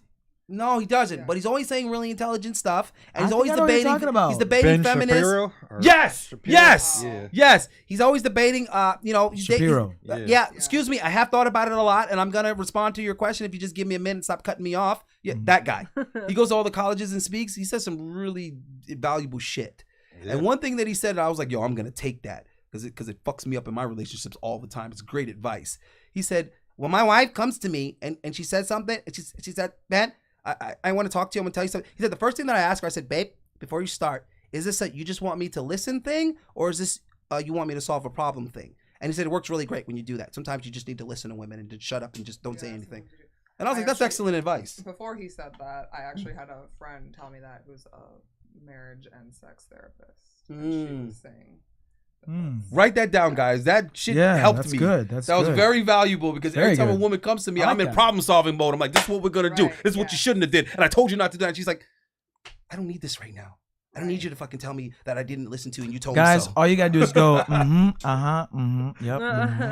That bitch crazy. Yep, yeah, and get out of here. Yeah, and what you do is you tune yourself in on certain moments, right, and then tune back out. Yeah, be doing something else like play Call of Duty. What the fuck she just said, like, or you are listening, right? But you can't listen to everything because she's going around. Because they'll drain you. But sometimes the woman's not really because she'll jump. They're not ready to solve the problem. Yeah, they're like they just. It's not even that we're not listening. They wanted to stew for a little bit first. Yeah, sometimes people aren't ready to solve the problem yet. That's okay. Oh my god. Yeah, like It's so true though. So she's got the last question. Oh yeah, go ahead. They're gonna be. But hold on, good. let me sneak the super chat in there, man. I love the Tip Network. One more time for the squeaky AC voice.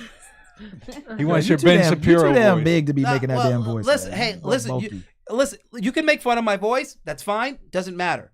Facts. You're like Steve Urkel. Facts matter. That's what we're discussing here. I'm here to debate, not make fun of people's voices and homonyms making fun of people. Okay, you're deflecting from the conversation. No, go ahead with your question. That does sound like him. Like that's what he would say too.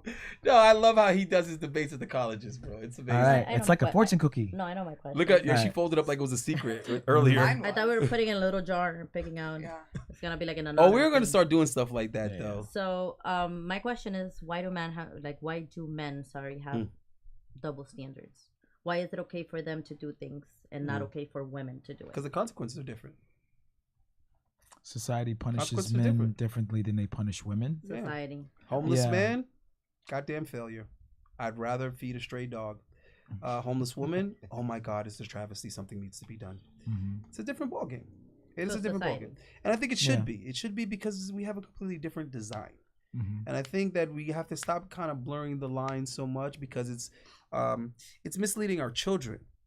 So like a social design? Well, encouraging boys to be more like girls and encouraging girls to be more like boys, I think it's a terrible thing to do. It's not right because I have spent a lot of time like watching children pause no pedo. That's stop it, and just observing them and how they behave because I feel like they're untampered with. So I feel like it's like almost watching monkeys, in their own in their natural habitat. Ain't nobody influenced them yet. And the girls gravitate to what the girls gravitate towards. The boys gravitate to what the boys gravitate to. Even what they make eye contact with. When I'm walking in the street and I see young boys and they're like with their mom or something holding their mom's hand and they like look at me and then they turn their whole neck and they watch me and they pay attention to me. I know what they're thinking. Because when I was a kid, I was thinking the same shit. I was like, yo, mom, look at his muscles. Like, oh my God, I want to be like that. Oh, God Well, damn, that's why you social spit? engineering. You're taught that from a young age, but people Right. should encourage, like as a parent, because I am a parent. I have 2 kids, and I have a boy and a girl. So you should really teach your kids to live their truth, Right, be themselves. and to be able to trust you and tell you things, so that then they can become these like productive and happy people, and thus create more productive and happy people. Because people are happy when they're in their natural state. They've done studies that have proven that it's really hard to get an animal addicted to a drug when it's in its natural habitat operating like it should. Now, when they do the studies on animals, it's because it's extremely accurate in understanding how humans are going to react to the same conditions. So when you see people with addictions like alcoholism, they're addicted to drugs, or they're addicted to sex, whatever they're addicted to, video games, if we were in our natural habitat and operating like we're naturally supposed to, it would be hard to get us hooked on coke. It'd be hard to get us hooked on, social media and these things, because we'd be too busy living life. When I was a kid, we were at that, like, almost at that turning point where it was like, would you rather play Mike Tyson, what was it, Mike Tyson Punch Out or Knockout? Would you rather play Mike Tyson Knockout, or would you rather put the gloves on and box your friends? So my generation got to experience that choice. Do we go play Madden, or do we literally take our mom's stockings and go play football in the snow? We would have to decide that. We could do either or. And majority of the time, the real life version won that argument. Right. Whereas now the kids aren't trying to take no real risk. Every day somebody was fighting at 3 o'clock after school. Every day. Whether or not it was your day to fight, yeah, that's a different story. But some kids were going to duke it out. Right. So it was just a natural part of life. There were bullies. The bullies confronted you in real life. Not shit that they text on social media. No, they punched you in your face in real time. So Right. so what I'm saying is, I couldn't imagine being hooked on social media back in the 90s, because there was so much real life to live. I couldn't imagine preferring to jump in a DM than just simply get off at a bus stop that wasn't mine so I can holler at the girl that was sitting in the front of the bus. It's like, listen, I'm about to have to walk half an hour to get a shot at talking to this girl. But I don't want to talk to her on the bus, because if she rejects me in front of everybody, I got to take this bus tomorrow. Everybody's going to be laughing at me. So I'm going to get off the bus that's not my stop, and I'm going to try to talk to her and see how it goes. So we naturally had to take risks. We had to engage with the real world, because that's all there really was the real world. Alan, you're old enough to remember That's My Car. Yes. You remember that game? Yeah. That's my car. Yep. I called it first. That's my car. No, that's my car. No, that's my car. I'm gonna have that car. Right. You don't see little girls playing That's My Car. But Little girls aren't interested in That's My Car. But my logic behind it was that the double standards come from you being taught that. The reason why, this is my opinion, of course, but the reason why you prefer a skinnier girl versus a bigger girl, I mean, it could be your preference, but usually in society, like, that will be criticized. Versus back in the day when, like, the fattest women were, like, in style and everybody wanted to be fat. I don't think it's criticized though. I think the height thing. I'm saying the double standard. I think the issue with that more today is them trying to force guys to say they're attracted to women they're not. I don't think it's as much criticizing guys for being attracted to what they are attracted to. No, but that's what I'm saying. Like, a lot of it, I feel like it's taught behaviors. Like the double standards, like, oh, women are not supposed to do this, but men can do this, and women can do this, but men can't do. Those are taught behaviors, because as a baby, if you're thrown in, like, the wild, there's some, like, natural things that you're, like, primitive instincts, if you want to call it that you're gonna have, but you're not gonna have these taught behaviors. Well, you know what I'm saying? I think before governments and elites got a hold on culture, because that's what it is, they're engineering the culture now, because they can do it centrally. They can do it from one central location. They can say, hey, put this out, you know what I'm saying, and everybody's gonna spread that kind of on social media, or spread that in the mainstream media, or spread that in Hollywood, or spread it in the music biz. So before, they could only get so much ideas out so quickly.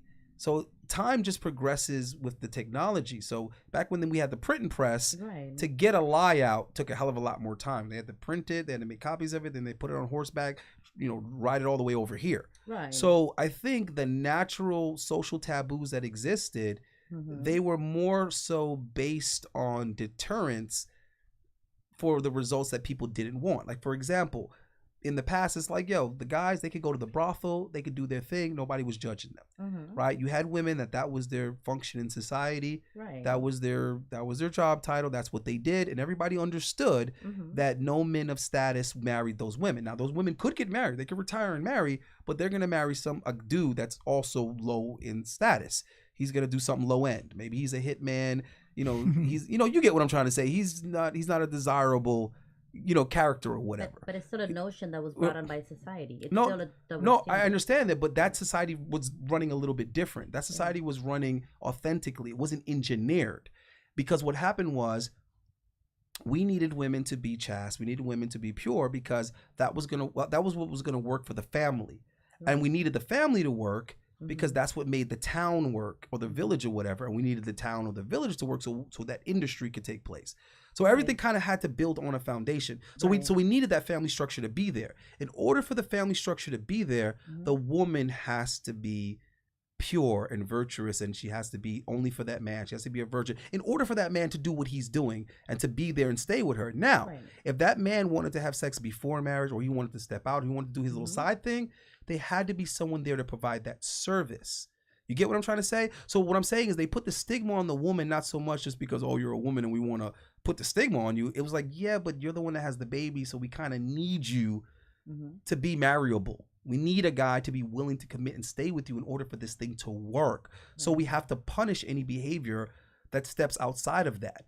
So, but what I'm trying to say is, they would But be. somebody still decided then. No, I think the society had to collectively decide that. Okay, I'll give you another example. In certain communities, like maybe the Amish or with the Protestant church at one point in time, whatever, certain religious sets, they would not only allow but encourage polygamy. So they had to get together, kind of decide how we're going to solve our problems, and polygamy was a solution. Because it's like the religion's not growing fast enough, the church isn't growing fast enough, this town isn't growing fast enough. Well, how can we get it to grow faster? Right? So in order to get them to grow faster, the men of means had to be able to produce more children at a faster rate. But the woman can only produce one baby every 9 months unless she was blessed with twins. And also, granted, none of these babies died in any type of birth complications. So it was really tricky to grow their population until they said, well, you know what? What if the men had more than one wives? That's a solution. But the Amish actually will step outside and try to get men to breed their women. That's what I'm trying to say. They need it sometimes, right? So Right, but because what they needed to do was they needed to kind of mix up the gene pool. That's what that was about. Somebody planted that seed, or that the origin came from somebody who decided that this is the way that it works. It doesn't necessarily mean that it's the way that it's supposed to work. It means that somebody. But this is what works, though, because you asked the question why, and the why is just simply that this is what works. Well, it's not really about good, bad, right, wrong, your feelings, her feelings, his feelings. It's just, hey, this is what works. So it's the same thing when they're drafting dudes to go into the war, and there's certain dudes that are like, yo, I'm not trying to go to the war. I'm not a fighter. Like, I just want to sit here and shovel pig shit. And they're like, no, bro, we need you out on the front lines. It's like, nah, bro, I'm not trying to do that. And it's like, well, you like pussy, right? It's like, wait, what now? It's like, well, you want some pussy, you want a wife, right? It's like, well, yeah, of course. It's like, well, yeah, I want a woman. It's like, yeah, well, you're gonna have to go to the draft. And it's like, huh. Now that dude's going to the draft. Because you just promised him a wife. Kevin Samuels talked a lot about duty, about a person's duty. Some people, their feelings get involved in certain things, and it's like, in certain situations as a woman, there's just a sense of duty. So it was he was shoveling duty, but his duty was, hey man, that's my job. You're a guy. You're gonna get drafted.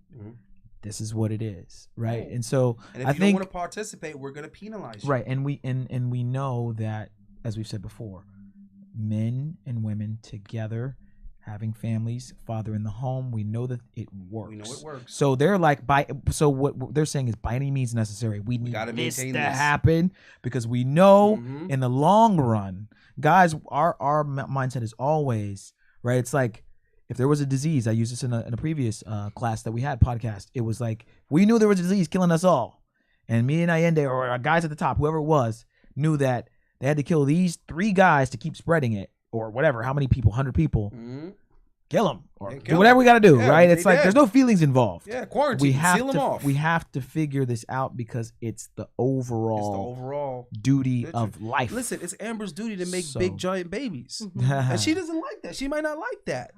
Right? But she already got the height. You get what I'm trying to say? You got to take one for the team, Amber. You got to do this. You got to do it. I don't know. It cuts my options off, though. No. And I have other standards that are more important than height. Well, then we just got to find a guy that has that and the height. All right. So only 6+ guys need apply, please. Guys. All right. So guys, this was a really good conversation. We got some chameleons and trolls in the chat. Yeah, we got some fresh and fit lovers in here. Again, no, we got some chameleons that have nothing to do with that. I just got the text. Somebody's looking out. They're like, yeah, be careful with this person. I'll tell you afterwards. Okay. Yeah, but anyway, guys, this was a show to sort of enlighten you guys on the women's perspective, also the situation that happened with Allende and Fresh and Fit. So a lot of people are just seeing the video or the clip that they posted. And we needed to. Yeah, we're not sure why. Like honestly, we're not sure why. Some guys are just screaming out clout chaser, which is the same as when women scream out misogynist. It's because you don't have an intelligent argument. You can't challenge any of the comments or the views that were given by the particular person. So you just blurt out some shit that's supposed to shut them up. If somebody says something about a particular community, you say, "Oh, you're a bigot." It's like, well, we could have an intelligent conversation and actually debate, but you could just throw out, name calling. But in all honesty, with me, I listen to what people say, but more importantly, it's what people do that's gonna expose them. Like they say in the Bible, by their fruits we will know them. So it's like if I was a clout chaser, there's plenty of things I could have done a long time ago that would have been extremely effective in getting views. And me and King have talked about it a lot of times. Like, are we going to mention other channels? Should we mention other channels? What direction are we trying to go in? And all the other YouTubers do it because it's effective. It works. Right. So it was just interesting that this happened and all these people are hitting me up because we actually weren't going to mention Fresh and Fit for certain reasons. And then we were like, but there's so many people we get along with in the community that we were going to mention. And then I just thought, well, then it gets weird because why are we allowing women to comment on certain other content creators? Why are we introducing them to certain male content creators so they can hear what men think in our perspective and how we actually feel? But then we're avoiding talking about a certain podcast. And interestingly enough, that's the one that the women want to comment on the most. Right. So newsflash, guys, like we mentioned before, we live in Miami. So we see all these people. We're in the same circles. We interview a lot of the same women. Miami's a big city, but it's small. Exactly. You run into everybody in this motherfucker. It's a small. It's Brickell. Well, where the money whatever. is, like where the money, where the affluent people, where the affluent people is very centralized. We got Brickell, we got South Beach, we got Aventura. You know what I'm saying? Coral. The point is where people, the certain type of people are going to be, is very centralized. So we run into each other all the time. I live a mile away from the Panorama, which is where the studio is at. And here, this studio in Wynwood is about 6 miles. It's like five 8-minute drive to Fresh and Fit Studio. Exactly. So we run into each other. Like I said, at the movie theater, we're going to run into them because it's the same movie theater they would go to. Right. But the point I'm trying to make is that the women have always wanted to comment on Fresh and Fit. So we've had plenty of Fresh and Fit conversations with the women off camera. And then I just realized to myself, we're being extremely biased when we're telling the women, do not mention Fresh and Fit on the thing. So for guys to say, oh, you cloud chasing, it's amazing to me because you don't know. I actually prevent the women. I don't. Your friend was here wouldn't talk about Fresh and Fit. Oh, she wanted to talk about exactly. Yeah. So I'm always like, no, don't mention that podcast, right? So when they put this out, and I don't watch their shit, so I didn't know until days later. But I have people from different cities, people from different countries hitting me up because it's not like they tagged me. They didn't tag Authentic Alphas, but these people personally know me, right? So they're of course they're not going to. Of course they're not going to do that. They're not going to give me 4.2 million people wanting to come over and hear my side of anything, right? No free clout, right? Not going to give it oxygen, right? Like, what the fuck? I feel like if you post anybody or anything, you should tag them. Yeah, well, they weren't giving me the credit and tagging me when I was bringing them. You see what I'm trying to say? The views and the subs. So why would they do it now when they're opposed to me? But I remember, hold on, real quick on that. That show got canceled. I thought they weren't operating anymore. I was on the show one time. I was on Fresh and Fit one time. And I remember one of my boys, shout out to DJ 2G. He sends a super chat of like $20. Shout out to DJ King Song on the couch. And there was just this pause in the studio. And Nobody wanted to read it? Chris didn't want to hit the camera to me. So like there was a camera he could have hit. I'm on the Fresh and Fit course. couch. Yeah. And they look at me and I look at them and they look at me. I'm like, y'all hit the couch button any other time. I'm not no. Y'all shout out to chicks Instagram. Yeah, y'all shout out to chicks OnlyFans. And I'm like, and I'm cool with y'all. But I can't bring a black man on to promote his shit. And I no wasn't black even, entrepreneurs. None of that. I'm super. No community building here. Yeah, I'm super behind just the thought scenes. building. We'll talking thought to build. them, We want being community cool. build. Right. There's no shade, but it was just like interesting that I didn't get the couch button, and I'm like, bro, what is wrong with y'all? I don't have no problem. We're all cool with y'all. Listen. I'm just saying. I'm just stating the facts. Yeah, they literally all right. money to there was a night, because this is the thing, bro. They were stiffing me on the money, and I'm a problem solver. So it's like, okay, you only want to give me $50 a girl. I gotta explain to my woman why I'm making significantly less money. So I said, fuck it. I'm not trying to have that argument. So I said, okay, you only want to give me $50 a girl, and you only want 3 or 4 girls. This is what I'm gonna do, motherfucker. I'm gonna bring 10 girls. Now you're going 10 times 50 my ass. Cash app it. Let's go. All right. You see what I'm trying to say? Right. So what episode? I brought 13 girls on. Sheesh. This is just another example of things that are a result of my DNA. So at the time, they didn't have that many headphones. They didn't have that many mics. So he pulls me to the side. He says, "Oh, bro, I don't care how you do it. You got to tell half of these girls to leave." I said, "Absolutely not." He said, "We don't have the room. We don't have the." I said, "Let's make it work." Okay. I said, "Girls will share a dick. They can share a mic." He said, "Allende." I said, "Listen, the subs are gonna love it anyway. The chat's gonna love it regardless." So he kind of looked and he thought, "Yeah, this is gonna make me look really good." So he's like, "All right." So we moved things around. We had like about 3 girls? It was like 3 or 4 girls sat with me on the couch. They moved a tripod and set up a camera that pointed at the couch. They took one boom mic and dropped it from the top to get all of us, and we just kind of like passed the mic to each other when we were gonna say something. They sat like 10 girls around the table. That was Fresh and Fit. And then they had girls like literally sharing mics at the table to make it work. And then it's like, immediately, as soon as the thing, he took credit for it. He's like, "Yeah, guys, we got a full house, guys, and hey, man, you know how it is, man. This is Miami." And I'm like, here we go again, bro. You didn't even want to do this, but you're taking credit for it, right? The pattern continues, right? And then somebody's there saying, "Yo, there's no way you get these girls to come. You must be paying these girls." And he was like, "We don't pay the girls, man. We don't pay the girls, bro. I don't know what you're talking about, bro. We don't pay the girls, bro." And I'm just like, "No, but you pay me to get the girls to come without paying the girls. So technically speaking, you're paying, I'm not." You see what I'm trying to say? So then someone's like, "Well, then how do you get the girls?" He's like, "Well, man, hey man, I mean, we got Chris, man, hey man, we got Fresh, man, hey man, and, and we also got our talent agent, and it's a group effort." And I'm just like, I'm looking around the room like, who the fuck is the talent agent? Why don't this nigga have a name? Who the fuck is wearing a name tag that says talent agent? And then I'm like, oh, you're talking about Allende. Oh, it's interesting how everyone can get named by name. You see what I'm trying to say? Yeah. But the motherfucker is in studio. You can't just say, "Shout out to our talent agent Allende for booking the girl." And I just was like, God damn, bro. Yeah. God damn. But you let an OnlyFans girl come on here and shout out her goddamn OnlyFans 17, 14, 15, 11 times. Yeah. But God forbid I get any recognition. I get any credit or free clout. Right. That's not free clout, bro. And that's the thing. That's me earning my clout. Right. Isn't that what their podcast was all about? Not giving women anything and taking. So really, they were giving. The irony. Yeah. And now the sales pitch is, "Hey, ladies, if you want to promote your business or services or social medias, come on the Fresh and Fit podcast." So you're the same person that you're talking about. Oh, now we're bartering clout.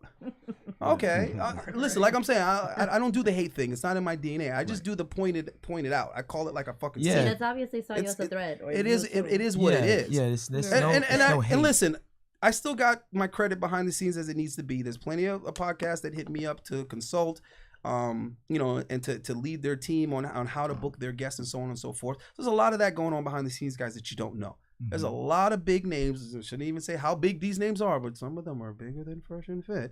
And they hit me up and have me tell their talent agents how to acquire the talent, right?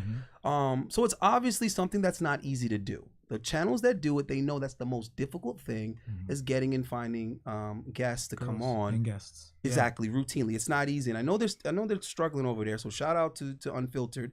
Shout out to We in Miami. These are all podcasts doing their thing. And you could say that they're copying Fresh and Fit. You could call it that, but I think they all have their own flavor. They have their own kind of stance or whatever, right? And they're creating their own culture.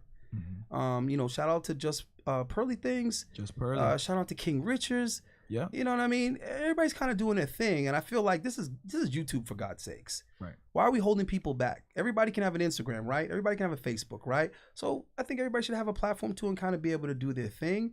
We just need to be a little bit more respectful and professional about how we do it. Scotty, rewind the video, man. We talked about why we're talking about this now, and I think we'll probably do another episode and we'll elaborate a little bit more. Maybe in the future, Allende and myself will talk a little. No, we're gonna talk about it plenty. We ain't gonna stop talking because they opened this can of worms and there's a lot of worms that are gonna fit back in the can. And again, guys, we have no problem addressing anything. We have no problem saying where we're succeeding. It's no hate, man. Listen, let me tell you something else, because I love when guys blurt these type of things out, just like what he did. You see what I'm saying? Yeah. What's the word for what he's doing right now? That's condescending. Right. What you did. Oh, why talk about it now? Like he said, Dick, rewind the freaking video. There's a reason why. Because they posted this shit. I got family members hitting me up. I got my high school friends hitting me up. I got exes hitting me up. All kind of people hitting me up. What happened? What's going on? And I'm telling them all the same thing. This shit is old. This shit is super old. I have no idea why they posted it other than they got over 1 million subscribers. So right now it's a cash grab because they can pay for the damn view. So why not? If it's pre-existing content, it's salacious, and people want to see it, it kind of would be smart to just throw it up there again and kind of re-eat off of it or whatever. Right. But still, there's a lot of other things to talk about that I think we've been avoiding just because we don't want to get into this whole, you're clout chasing, you're this and you're thatting. But we'll talk about something that Kevin Samuel said. We'll talk about something that Mediocre Tutorial said. So it's like, why are we avoiding Fresh and Fit? Like, why not? Right. And then other channels are talking about them. Right. So if anybody has a right to talk about them, we do, because we fucking met them and used to work with them and associate with them. So we're actually better suited. Right, than any of these other exactly, people. If any of these other dudes to speak on it. And like he said, we don't have any ill will. They're doing what they're doing. We're doing what we're doing. And I wouldn't be doing what I was doing if I wasn't doing what I was doing with them. Right. So at the end of the day, it's all still gonna come full circle. Right. I could kick women out and make viral videos back to back, just simply saying, "What'd you say? Well, get the fuck out. Get the fuck out. Hey, Alan, yo, get her the fuck out. Yo, I'm calling the police right now. I'm calling security. This is my studio. Get the fuck out, bro. I'm sorry. I'm sorry, bro. I could do it too. I came up with it. It was my idea, but it wasn't for the reason that he used it. It was simply, if she's being disrespectful, why would you kick her out before the damn podcast start, bro? Because now you're stepping on my foot, because I went through the trouble of getting the ladies to come. You kicked them out before the show started. Now they all felt uncomfortable and left. Now we have no show. Right. That's stupid. Now we got to explain to the chat why there's no girls, and we all know that's what they tuned in for. They didn't tune in to hear you talk to Fresh. Yeah. So now there's no show. Right. I said, if you're gonna do that, at least wait until the show starts. Contain your feelings for 10 minutes. Wait till the show starts, and then if she's being disrespectful, kick her out on camera, and then at least you'll get the views. The light bulb went off. And then he made it a gimmick. And I was like, ugh, you bastardized something else that I suggested. I didn't mean to base the show on that, bro. I mean, if a woman is being, like, you saw how this chick, Kayla, was acting. The whole chat was like, oh, Myron would have kicked her out. Why didn't you kick her out? It's like, first of all, I would never kick a woman out. I just politely ask her to leave. You see what I'm trying to say? There's a difference. I'm not going to make that the most valuable piece of the content, is me disrespecting some woman. Because now I got to get other phone calls from my mom, from my sister, from my niece. Like, Uncle, why you be telling women to, I don't want to say it because it's a bad word, but why you, I don't want those, you see what I'm trying to say? So, yeah, we could do that too. And we've had opportunity to. We can do that too. But we don't do it. Okay, we could take our money and say. Not saying that a girl wouldn't. I'm not gonna sit here and say a girl wouldn't get kicked out, but that's not what we're gonna. Okay, let's try this. Let's try this. Since we're cloud chasers, right? Let's try this. Do we or do we not have an episode where a woman stormed out through a damn mic? We do have one. Did we air said episode? We haven't aired it. Why haven't we aired said episode? I don't know. We should. No, I'm just playing. Yeah, because that's not the image. So because that's not the image that we're trying to portray. Yeah, we could have put that out Exactly. Put the clip Just out. for the views. Just for the views, yeah. Right? And she Yeah, lost her it's super shit. controversial. Nobody was being disrespectful to her. She just lost her shit. Mhm. She got triggered. She lost her shit. Mhm. The point is that other platforms are relying on that. Right. Because it's easy. It's an easy sell. It's easy views and whatnot. And I think that's maybe why they post this. I was going to call them and be like, bro, is there something I'm missing? Why would you have posted this? I know you don't give a shit about me and you don't want to promote me. You don't want to give me no free clout. So why would you post some old shit involving me? Is it just to get the views? Are you trying to instigate something? What's going on? And then I thought about it. I said, yo, SB, let's just use this shit as permission to discuss whoever and whatever we want from this point on. Mm-hmm. And like I said, we're going to be respectful about it. We're not trying to bash or hate on or anybody, whatever, but we are going to do what we do, which is let the women say what they want to say about what might come up. Mm-hmm. So whatever, guys, if you guys see something that you want us to comment on or you want to ask the girls about, it's open season, even if it is on that platform or any other. Also, we got a movie review we're trying to do next month. So put some suggestions for older movies. Yeah, guys, put your suggestions in the chat. As well as new ones. For old movies, new movies. And we're going to... And what else do we want? Any topics? Yeah, any topics you guys have you want to see us talk about? Send us an email. Good questions for the women. Good questions for the ladies. Yeah, we're taking all suggestions. Respectful. Yeah. Lee. But yeah, I think that's it. Pretty much it. Cool. We're out of here. All right, guys. We appreciate you guys for tuning in. Alan, appreciate you, man, our producer. Wait, final thoughts? Oh, final thoughts on the show? Alan, crank that AC. Oh, it's so hot. It's hot in here, guys. That's a final thought. Crank the AC. Crank that AC. Well, I was trying to get the girls to take off their jackets and stuff. Yeah. That ain't work. The outfits, so. Amber's approved, goddammit. All right. All right, guys. We'll catch you guys next Monday. Next Monday? Well, I thought you said... Oh, that's pre-recorded stuff. Yeah, we'll figure it out. If we have a pop-up, we're gonna post some content from South Beach Spring Break. Yeah, we got some. Everybody's been too busy to edit, but we're gonna edit it and get the words on there for you guys that are hard of hearing. THP. Hold on, we got one last super chat. He said, THPP Network says $1.99 says, my G's are classy, not ashy. Yeah, man. Hey, we working on it, bro. It's gonna be a slow grind, but we gonna get there. We're gonna get there the right way. You know, we ain't trying to make no enemies, bro. Yeah, appreciate you guys. Again, guys, see it. Check it out next Monday, 8 p.m. And then we might do a pop-up maybe sometime this week. We'll keep you guys posted. And if you got any videos for us to respond to, let us know, because there's just so much. We don't even know. We're probably going to respond to either another Kevin Samuels, Mediocre Tutorials, O'Shea Duke Jackson. And there's a lot of controversy we should respond to. There's a lot of that Sneeko stuff. Sneeko. There's a lot of ABBA versus. All right, if you guys want Donovan to talk Sharp. about that stuff, you guys let me know. You got a good perspective on Donovan Sharp, man. We need. I don't want to talk about Donovan Sharp, bro. We got to talk about everybody. You said it. I don't even know who that is. You said it. We'll see, guys. Let us know. On the way out, I'm gonna tell you guys why I don't want to. I'm gonna tell you guys why I don't want to bring up Donovan. I don't want to talk about Donovan. The reason why I want to talk about Donnie Boy is because this motherfucker, bro. He promised me the world, man. Like the opportunity that this dude gave me, and then took away under Myron's command. Yeah, like I was so flattered. So for any of you guys, he love bombed you. Yeah, he love bombed me.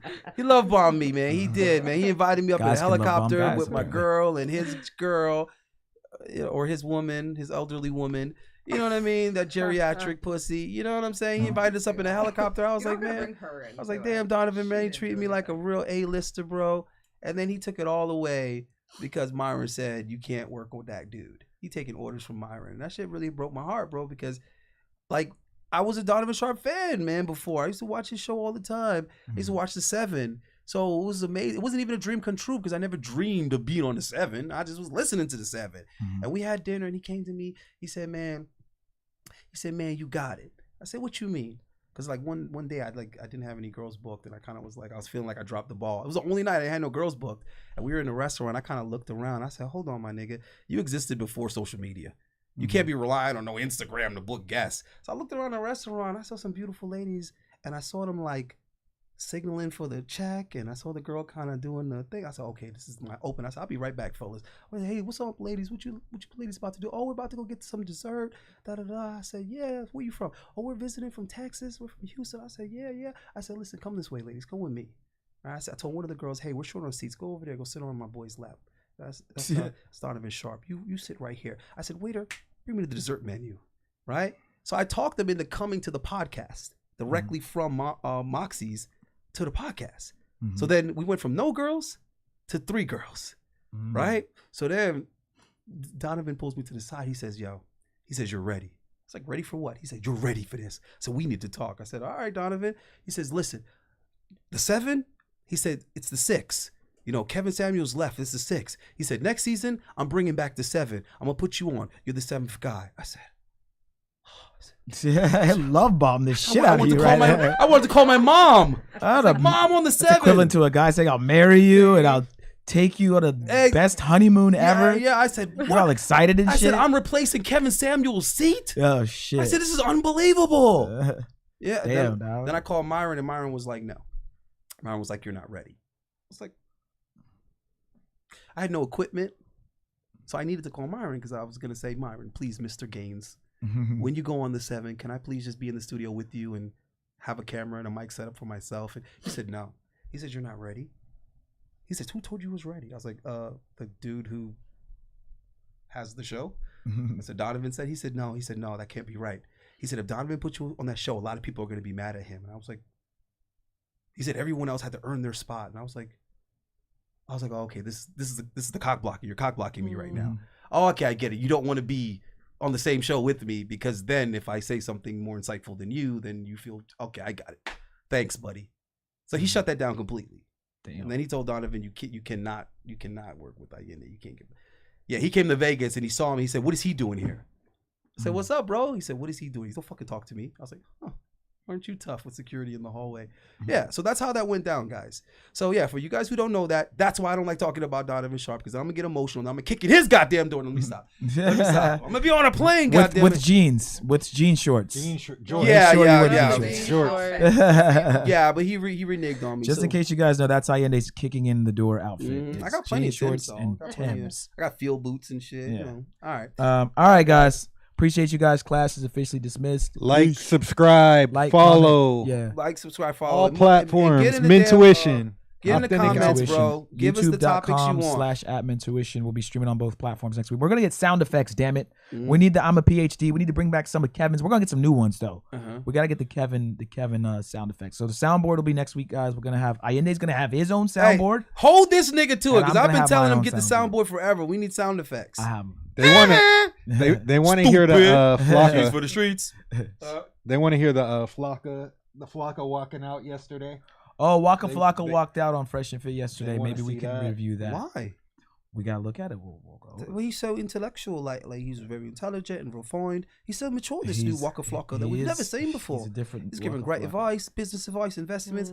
I mean, I just can't imagine why he'd leave the Fresh and Fit podcast because there's a bunch of stand-up guys. Ladies, we're gonna put we will put their IGs in the thing. All right, so Waka Flocka then. Amber. Yeah, we'll talk about Waka Flocka next. Guys, give us a second. We'll add the ladies' IGs to the description. Amber's mad. No. They'll see it. They're all gonna see it in a second. It's gonna be in the beginning. Yeah. Oh, don't worry. When it's in the description, it's always. Everyone who's seeing will see. So, yeah. Shoot your shot. Send your dick pics. You know the deal. Don't send it. I'm surprised he walked out. I thought that interview was going well. Commenting if they want to look us up and make their comments. Oh, they're gonna listen. Let me tell you something right now. You better prepare for the dick pics. Yeah. No dick pics. These guys out here are savage. Please. I don't so really I'll just let you know. actually go into my message requests usually.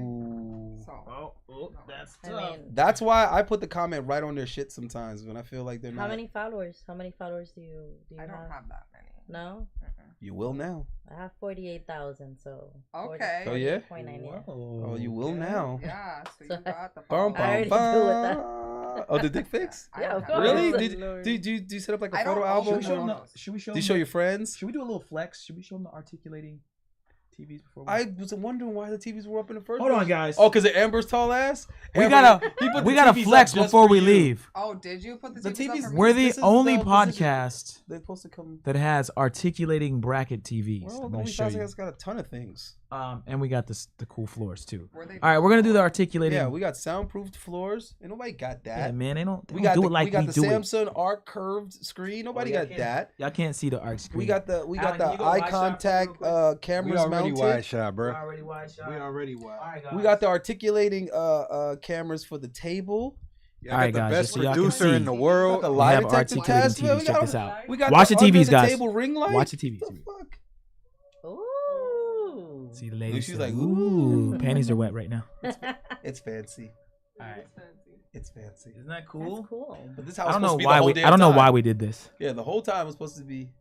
But now, see, if Amber walks, she'll hit her head. Yeah, we were brainstorming. We were like, what can we do so that the ladies can see themselves? All right, we're gonna put him back up. I think. No, just leave it Actually, like that angle is a little better to like Yeah. See yourself. see a better angle. Mm-hmm. Just a quick flex, guys. Just It's a quick flex. crispy, and you see all my art. It's super slow. It's a slow ass. Look at Probably for security reasons. Oh, guys, People by the don't way, care. I'm gonna be painting more beautiful women's, and your favorite guests on the show. I'm gonna paint their portraits, and you guys are gonna be able to bid on an auction for them. Yeah. Somebody asked why they're not getting the notifications that we're going live. Make sure that you have the notification bell clicked Yeah, so please. that you Yeah, get that's all probably live hurting us. alerts. They got me in a doghouse because I curse too much. And share this with all of your friends and like Yeah. and subscribe as well. And All right, Anything else, guys. guys? No, that's it, man. we did a live stream with Destiny. He kept saying, Oh yeah, check out the live stream we did with ex Destiny. trafficking. Oh, He kept saying certain words you're not supposed to say. oh, I didn't know. Too bad you can't like make a. I wish there was like a genre where you could be like, this is 18 plus, so then like anything can go. You can. Type of thing. No, Yeah, you right. can, but it affects your monetization, Well, I mean, which therefore right. affects your exposure. Oh, So it's not that you can't curse on YouTube. It's just that they're like, okay, well, we're not going to But- promote your video But there's because, loopholes. There's ways to. well, not really. There's Patreon where people, you got to put their content behind a paywall. But Yeah. I mean, we will do Patreon soon. I mean, I have Patreon, You but can we'll, do like in the olden days when they used to be like, they used to censor you. well, I mean, I